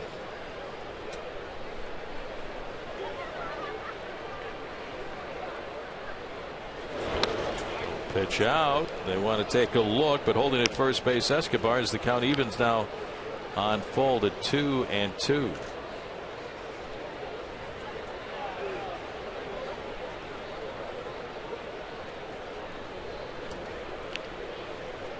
A whole lot of thinking going on right now between the 2 managers, isn't it? There goes the runner, swinging a soft liner into right center field for a base hit on a hit and run. Escobar around to third. The throw in, cut off by Cano. Escobar really hit that bag hard at third, made a quick turn, went back. So Sam Fuld is 3 for 3 tonight, and the Twins have runners at first and third with nobody out.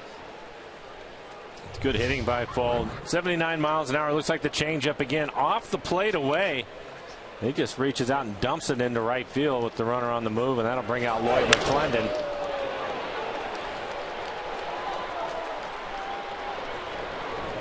Escobar taken off on that base hit into the gap in right center field. So Lloyd McClendon out to the mound, and that is going to be it for Chris Young. Pitched very well tonight. We're going to be back right after this timeout.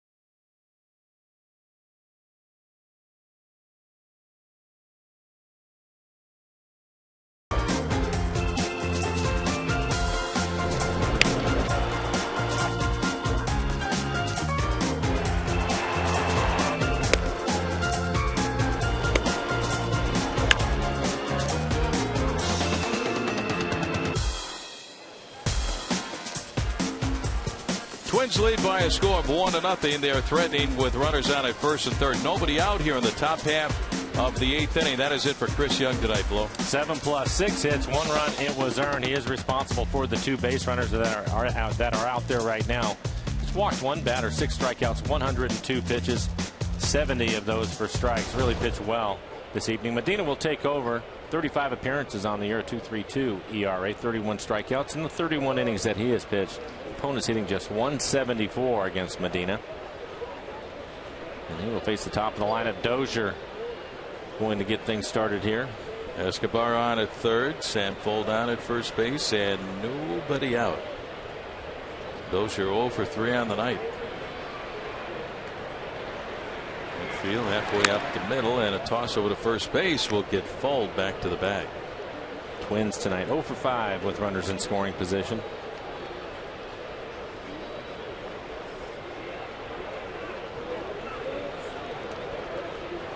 A couple of rabbits on the base paths, though.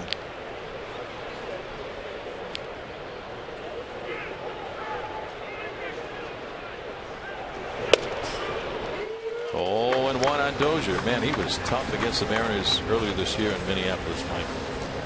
Well, it was against Chris Young. He ended up 2 for 4 in Minnesota against Chris. One of those hits a home run. And Dozier, leadoff hitter, but he has 16 home runs on the year. Not bad for a Saguna Basse, huh? Second baseman. And that's a big ballpark, too. Yeah. Target field. Exactly. And your leadoff batter. Popped up down the right field side. Foul territory. Long run. Logan Morrison. And this one is out of play. And it's 0-2.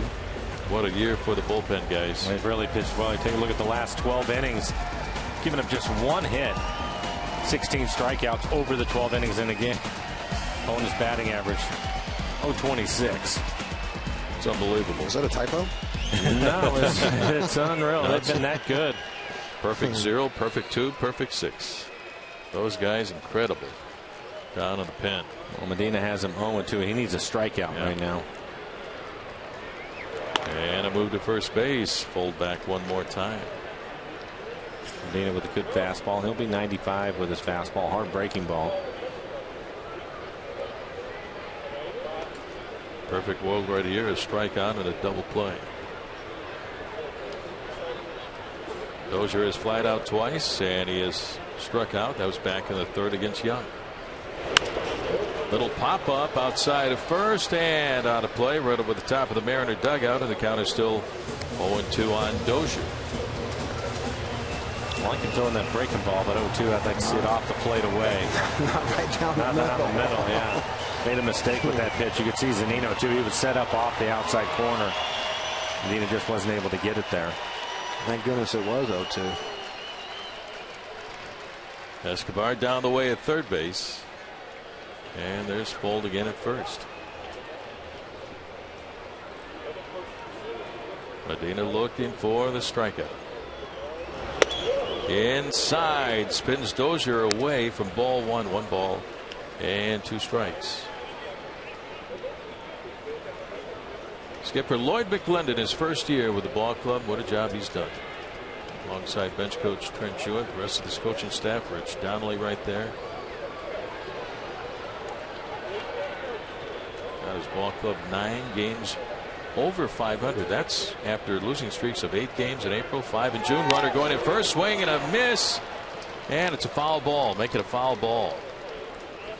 And it's still 1-2 on Dozier. Back to first base. Goes Fold. He was running with a pitch. Super sinker.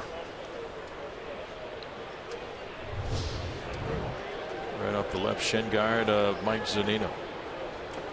And skipper Ron Gardenhire of the Twins in his 13th year.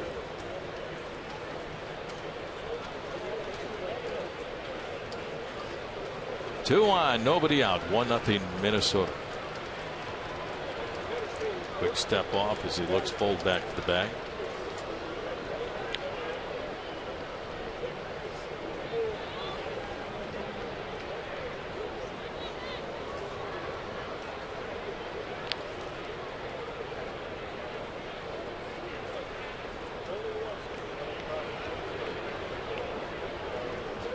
another move to first base.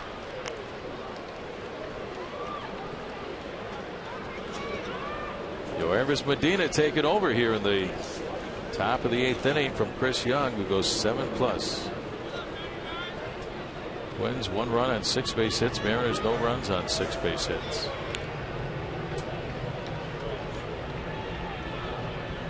There goes Fold. Inside a ball. No throw down to second base. Mike Zunino keeping his eyes on the runner at third, Escobar. A steal for Sam Fold, his 2nd of the ball game and his 10th of the year. And now the Twins have 2 on in scoring position. The count goes to 2-2 on Dozier. When you see Mike come out, he's going to fake the throw.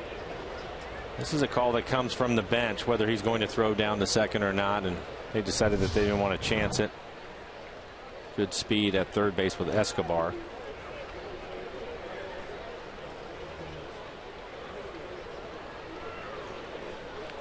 Now the infield comes in a little bit closer for a plate to plate.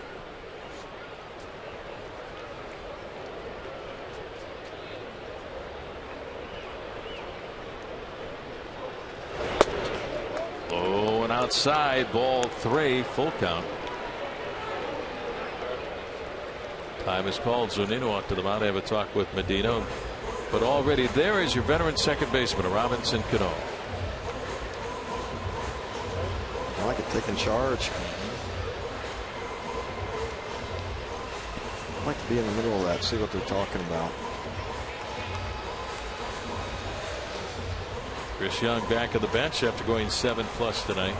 Maybe a situation where Cano was just reminding them that they have first base open. You don't have to throw him a fastball down the middle if you miss with the pitch to get after the next guy. Don't give in. Like Iwakuma did last night.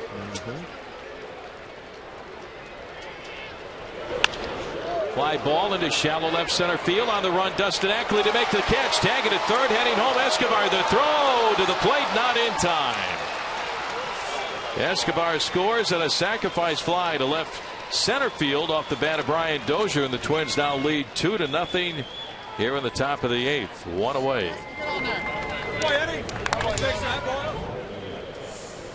Little sac fly out to left field, and Ackley going to his left. Hard to square up and make a solid throw to home plate. A little bit of knowing who the outfielder is, knowing the arm a little bit, and taking advantage of the speed on third base. All those combinations. Eduardo Escobar able to tag and score in the play, and the Twins now up by a score of 2-0. Fold on at second, 1 out, and here's Eduardo Nunez. Ground ball toward Miller at short, scoops, and the throw to first will be in time to get Nunez, and on the play Fold will scoot along to third base. 2 outs. I thought he might make a play at third right there. What do you think? Take a look right here. Ooh, he had him too, and he held up. He pulled up. Well, halfway to third. Yeah, it was poor base running by Fold. Anytime That's the ball, Seager. yeah. Kyle breaks over there right away. He thought as soon as he saw Fold take off, it would be a play, but Brad decided to get the sure out across the diamond. I think you're right, Jay. I think there was a chance to get the lead runner. Oh, absolutely. So Fold on at third with 2 outs, and the batter will be catcher Kurt Suzuki. That's a pop up outside of first. Over to take a look, Logan Morrison, but it's out of play, and it's 0-1. Suzuki hitless on the night, 0 for 3. Has popped up to Morrison at first, flied out to Ackley in left. He's popped up to Miller at shortstop. Joe Beimel getting loose in the pen.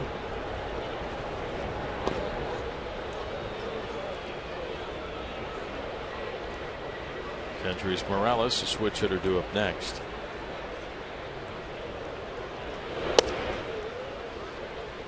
One and one on Suzuki.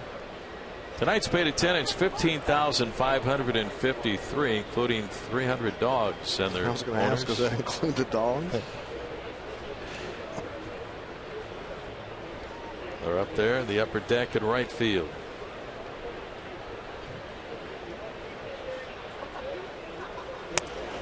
Low and outside. Good stop by Zunino, ball 2. 2-1.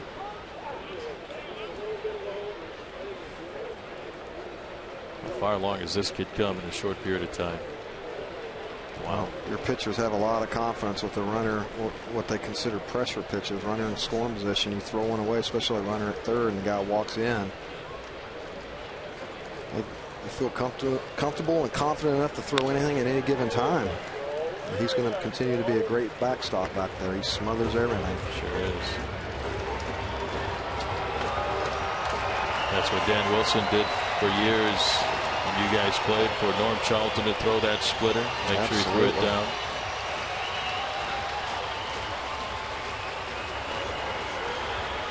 One run in here in the top of the 8th inning, 2 outs, 2-0 Twins. They've taken advantage of a leadoff walk and eventually a sacrifice fly by Dozier. Foul ball to Miller at short. Brad scoops it up, toss across in time to get Suzuki, and that will end the inning. But the Twins pick up a run, and we go to the bottom half of the 8th. Our score: Minnesota 2 and the Mariners nothing. And coming up for the Mariners, Miller, Saunders, and Jones.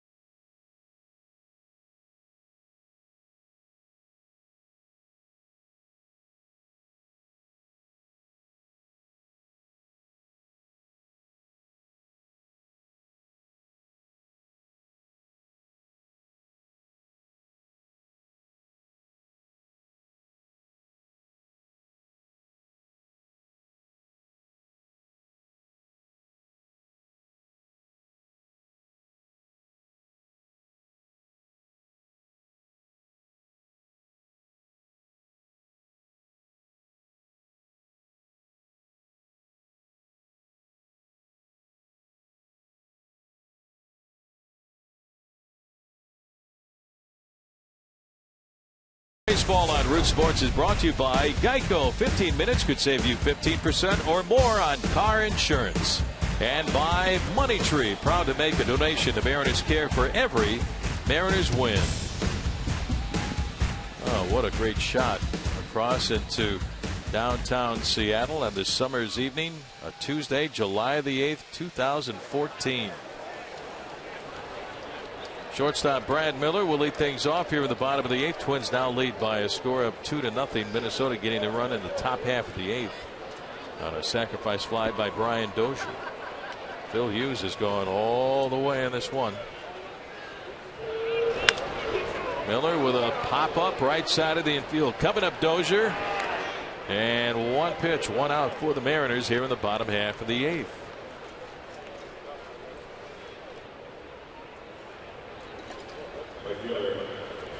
It was almost a clanky very much, wasn't it? It looked like it didn't. Yeah, the ball was rolling around a little bit. It rolled a little bit, a little snow conage.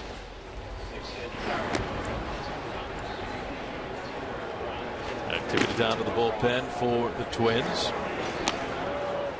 Casey Fine getting loose. Good, get this guy out of there. Michael Saunders with a strike, 0-1. Well, let's take a look at our Subway box score. Not a lot of offense. A tough time bunching hits together tonight. There's one. And Michael Saunders has his second base hit of the night. Ask and we shall receive. And the Mariners will get that tying run up to home plate. But here's James Jones as one of the hits. Looks like the cut fastball, trying to get it in on his hands. You can see Michael pull his hands in close to his body, trying to fight to get the barrel to it, and gets enough of it to hit it through the right side of the infield. It's a great shot. See how that ball's corkscrewing off a little bit, a little knuckle piece. We'll see if JJ can continue to hit the ball hard like he has. Smoke a ball, found some grass out there in left center. Good cut, fouled it away, and the count is 0-1. Didn't look like he was going to left center right there. No. He was thinking right field. Yeah. And deep right field. Took a swing at the house right there. There's your one. Now let's get back to work. Hit a couple of home runs down in Tacoma.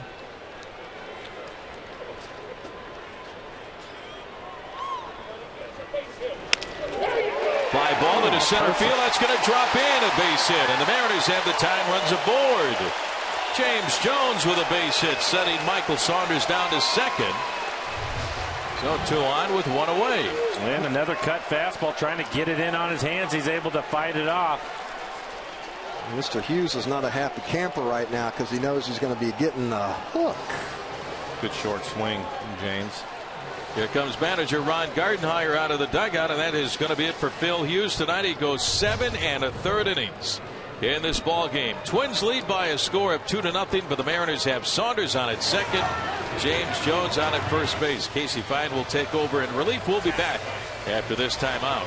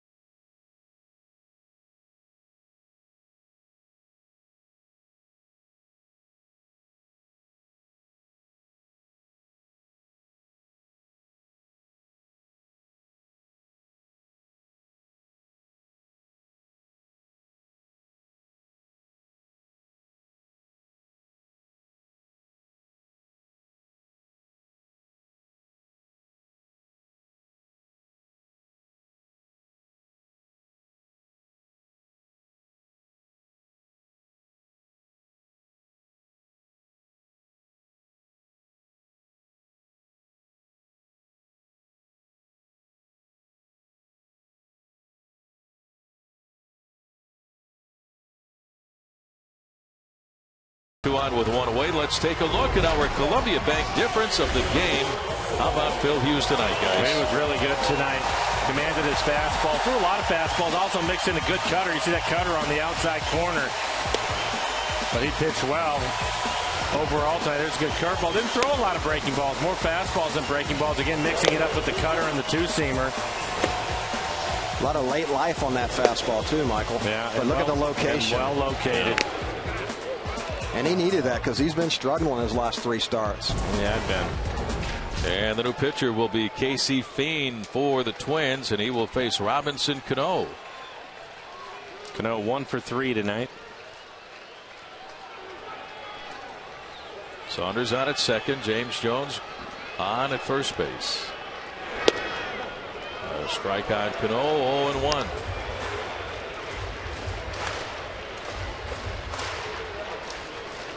Cano with that single back in the first inning. He's hitting .368 with runners in scoring position this year. Second best average in the American League. Overall .320 on the year, 5th best. Turn around and look by Fine. Back to the bag at second goes Saunders. Cano 0 for 2 against Fine in his career. 40 appearances on the year for him. 2.45 ERA. He's pitched well for the Twins. 29 strikeouts, 6 walks, opponents hitting just .214. He has given up 4 home runs this year. Robinson Cano representing the go-ahead run at home plate. 6 home runs on the year. High chopper to Dozier, looking for the tag on Jones. The tag, the throw, and it's a double play. 4-3. James Jones trying to elude the tag. Stop. Backpedal toward the bag, but Dozier stayed with him. Got Jones, then the short throw to first. And it's a 4-3 double play, and that will retire this side. And then the throw to first to get Cano. We go to the top of the 9th inning, and it's still the Twins 2 and the Mariners nothing.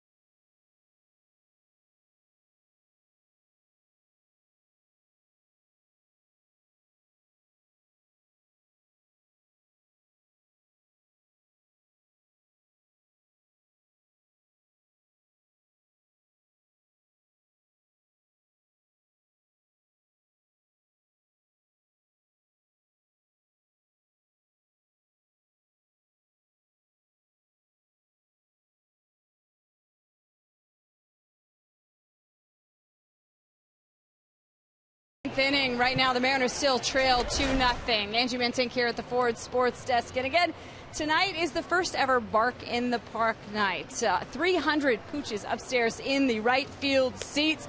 Take a look at more AT&T fan photos of the game. Remember to tweet your photos using hashtag Mariners fan photo to have it shown in an upcoming broadcast. Adam sent this in of Jessica, and that was the first dog through the door.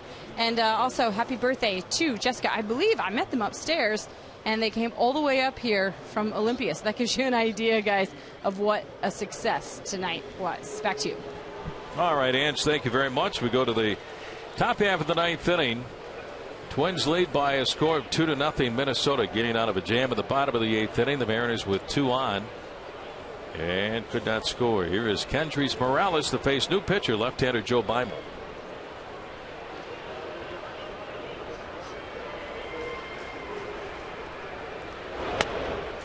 Ball 1.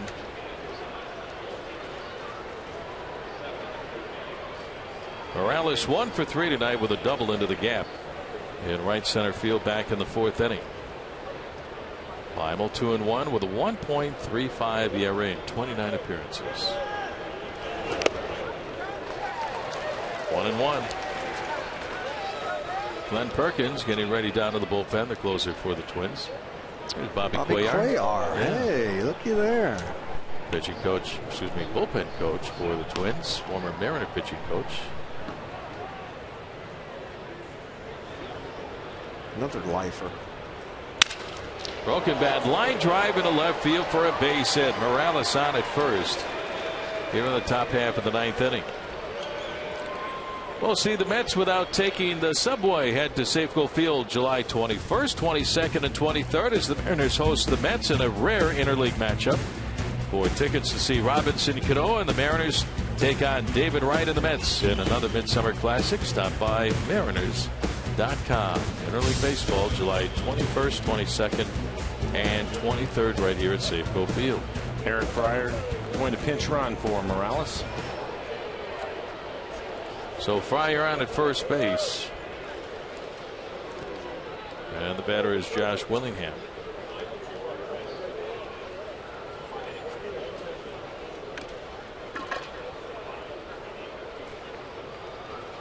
Willingham 0 for 3, struck out a couple of times.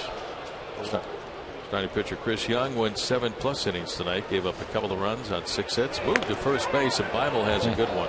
He has a great move to first.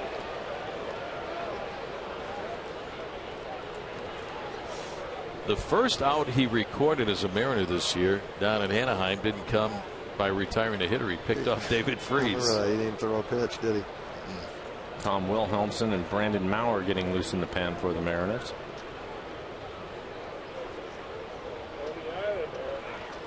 About that. One guy throws 97, the other one throws 98.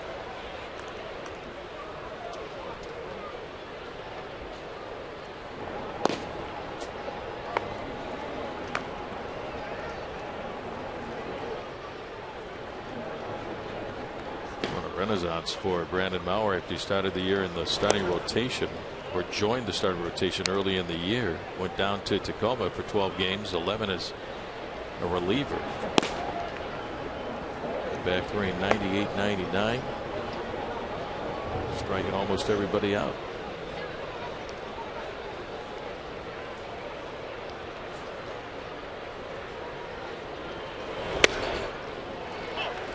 Strike on Willingham, and the count evens up at 1-1.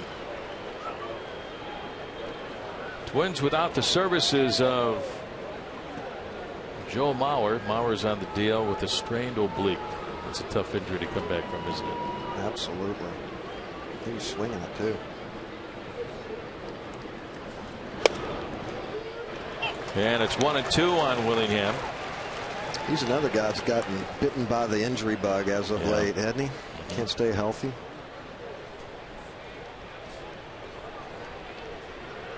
What about 3 batting titles very early in his career? Then they got him out from behind home plate, put him over at first base. All those concussions.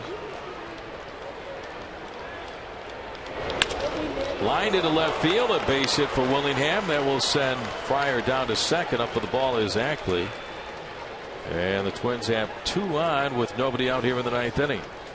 Well, friends, we have another Coors Light Silver Bullet Saturday on July 12th versus Oakland. The first 400 fans 21 and older who enter the Root Sports Pen for early happy hour at the Rail Bar receive a free Silver Bullet Saturday t-shirt and extended happy hour pricing up until first pitch.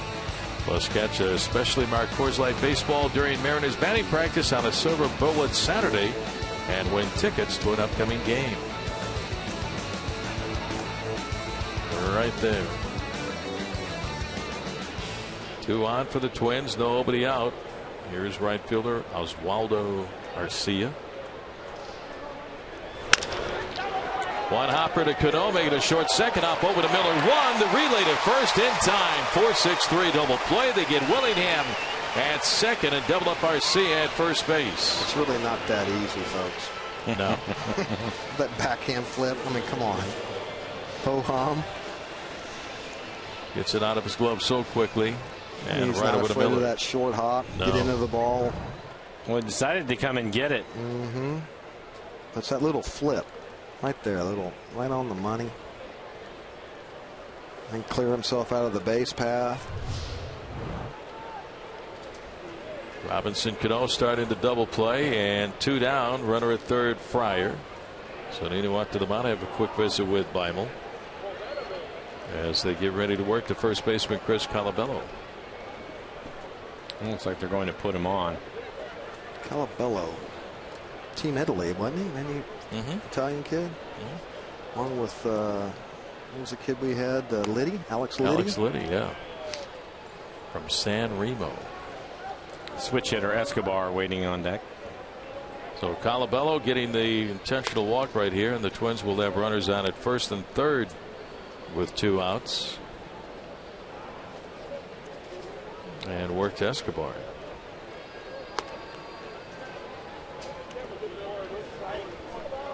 Mariners, when they go to work in the bottom of the 9th inning, do up Kyle Seager, Logan Morrison, and Andy Chavez.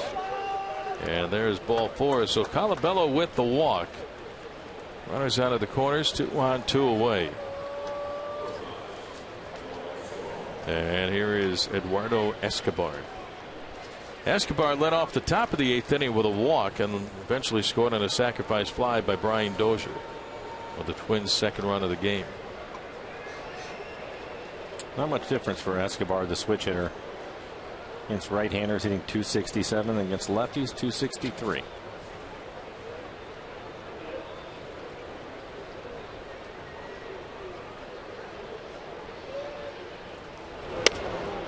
Oh, and 1. I think one of the most consistent switch hitters I've ever seen, and you guys ever seen, was Eddie Murray. His numbers were so even from both sides of the plate. Lip damage. Lots. Yeah. He wasn't spraying singles around. And a move to first base to get Colabello back to the bag. Chili Dog, Chili Davis, another guy who's pretty darn good. Hitting coach over for Oakland. Got those boys over there swinging it a little bit, isn't he?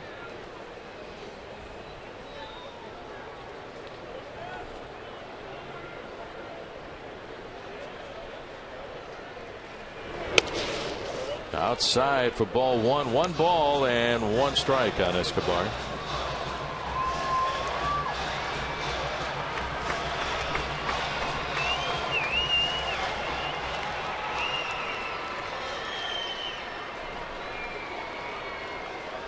Beimel trying to keep it a 2-run game.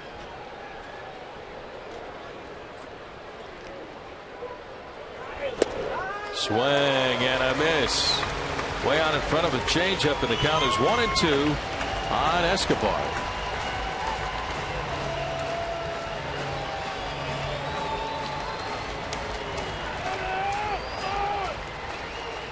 Joe trying to get his offense back to work in the bottom of the 9th inning.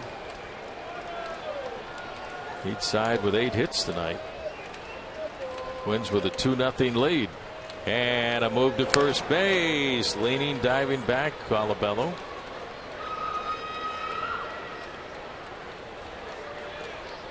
Who were some of the guys that you faced that had a great move? I think that was a setup move right there. I think he's going to come with a good one right here. Andy Pettit. Andy Pettit, absolutely. Yeah.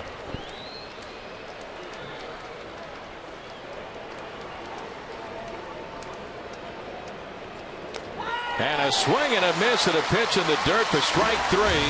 So Beimel gets himself out of a jam. Twins leave a couple runners stranded. We go to the bottom of the 9th. Last try for the Mariners. Our score. It's the Twins 2 and the Mariners nothing.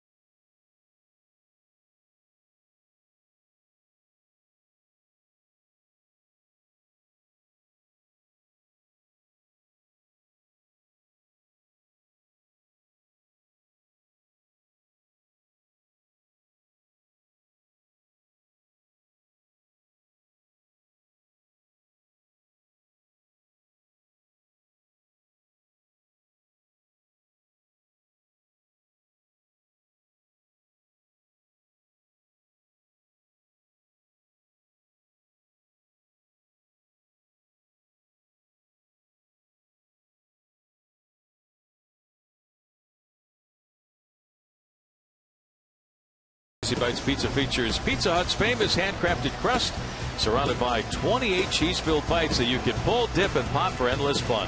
Visit pizzahut.com to try one tonight. Brought to you by your locally owned Pizza Hut. Make it great. Make it great, Ricky. Oh, that sounds good right now. Made it great tonight. Made it a fun night tonight, sitting in here with you. Thank you, buddy. You guys too. You too, Mike. And now the Mariners hope to make it a lot more fun as we go to the bottom of the 9th inning to get some runs off the closer, Glenn Perkins. All-star closer Perkins. Yeah.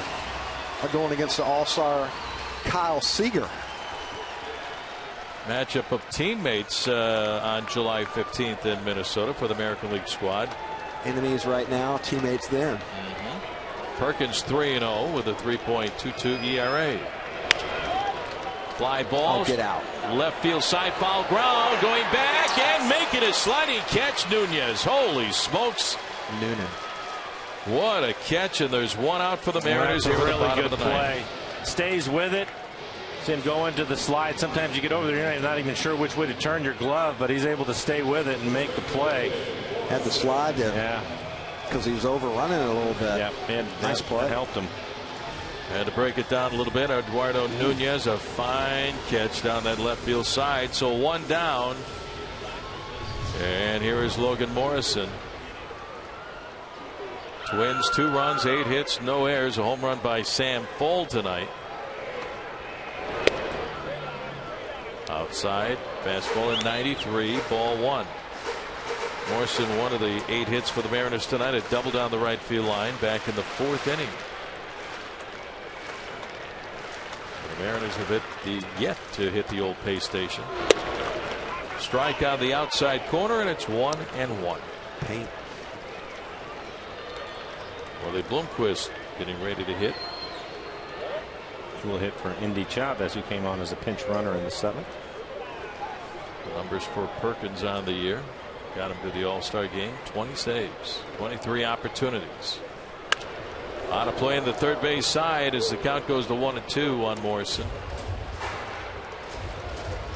We're trying to get something going right here with 1 out. See, that falls back to my deal right there. I'm not saying he's not worthy of making an All-Star, but we got a guy with 26. 26. 15 out of his last 15. Been shooting a lot of arrows lately, hasn't he? Little looper right behind the bag at second, and right there is Escobar, the shortstop, to make the catch. And there's 2 down for the Mariners here in the bottom of the 9th inning. A big part of that is because the game is in Minnesota. I got you. Mariners down to their final out. Willie Bloomquist, the Mariners' final hope here in the bottom of the 9th inning. The pinch hit for Chavez. What a job this guy has done coming Absolutely. over here. Yeah, he'll play just about anywhere. Give the guy a little bit of a spell and not really have a dip in production out there. Hitting 270. That's not easy to do. No, not coming in and facing some of the guys he's coming in and facing late in the game. They're throwing like 96 and Tries to hit the ball the other way. That pitch on the inside corner, 0-1, a fastball from Perkins. He knows how to cheat and get it started though the right way. But he works hard. I mean, the other day in Chicago, gets a chance to play the outfield early that morning. He's out there with Andy Van Slyke. He was out there today all day. Hot one hopper to short, backhanded by Escobar. Long throw to first in time to get Bloomquist. And the ball game is over. The Minnesota Twins turn the tables on the Mariners. Mariners shut out the Twins last night. Well, the Twins shut out the Mariners tonight. A final score of 2-0. This series all tied at 1 apiece. Minnesota 2 and the Mariners nothing. What a job by the 2 starters in this game. Chris Young pitched well enough to get his 9th win of the year. Just didn't get any run support tonight. But you have to tip your hat. I thought Hughes was really good also. He was able to locate his fastball, use his cutter at times, and we also saw the curveball. So he had 3 shaky outings coming into this one. But up to that point, he was pitching well. Looks like he's back on track. Absolutely. He would have been an all-star, I think, had he not had those shaky 3 starts. But good to see you, boys. Great to see you too, Bone. Thanks for coming by. Mike Blowers, Jay Buhner, Rick Riz. Twins win it tonight. A final score of 2-0. Let's send it out to center field to Brad and Bill. Guys. All righty, thank you very much. So the Twins get this one at game 2 of the set. Their all-star closer, Glenn Perkins, closes this one out. I still think the Mariners are going to add Fernando Rodney, but that's for a different time, a different argument. All right, Bill, let's talk about the 8th inning. The Mariners get a couple on against Phil Hughes. He's out of the game. In comes Fine. And you talked about it pregame. Without home runs, the Mariners just have not been scoring lately. But Saunders gets on, and then another knock here coming up from James Jones. Both these guys at the top of the order have done a good job of table setting for the most part over the last couple of months. Good speed. They bring Fine in, and he's just able to induce Cano into a double play, a fine play. by Dozier to get the tag and then get Cano on a quick flip. So, you know, Cano's been great with runners in scoring position. It didn't happen tonight. There weren't a lot of chances because Phil Hughes was really good. He was good. He wins his 9th game, 7 1/3, a shutout. He punches out 8. The Mariners now 0 for 20 with runners in scoring position the last 3 games. They are shut out in Game 2. Post-game just getting started. We'll hopefully talk with starter Chris Young, who is really good in defeat. We'll hear from the skipper, get reaction, and hear from Jay Buhner as well.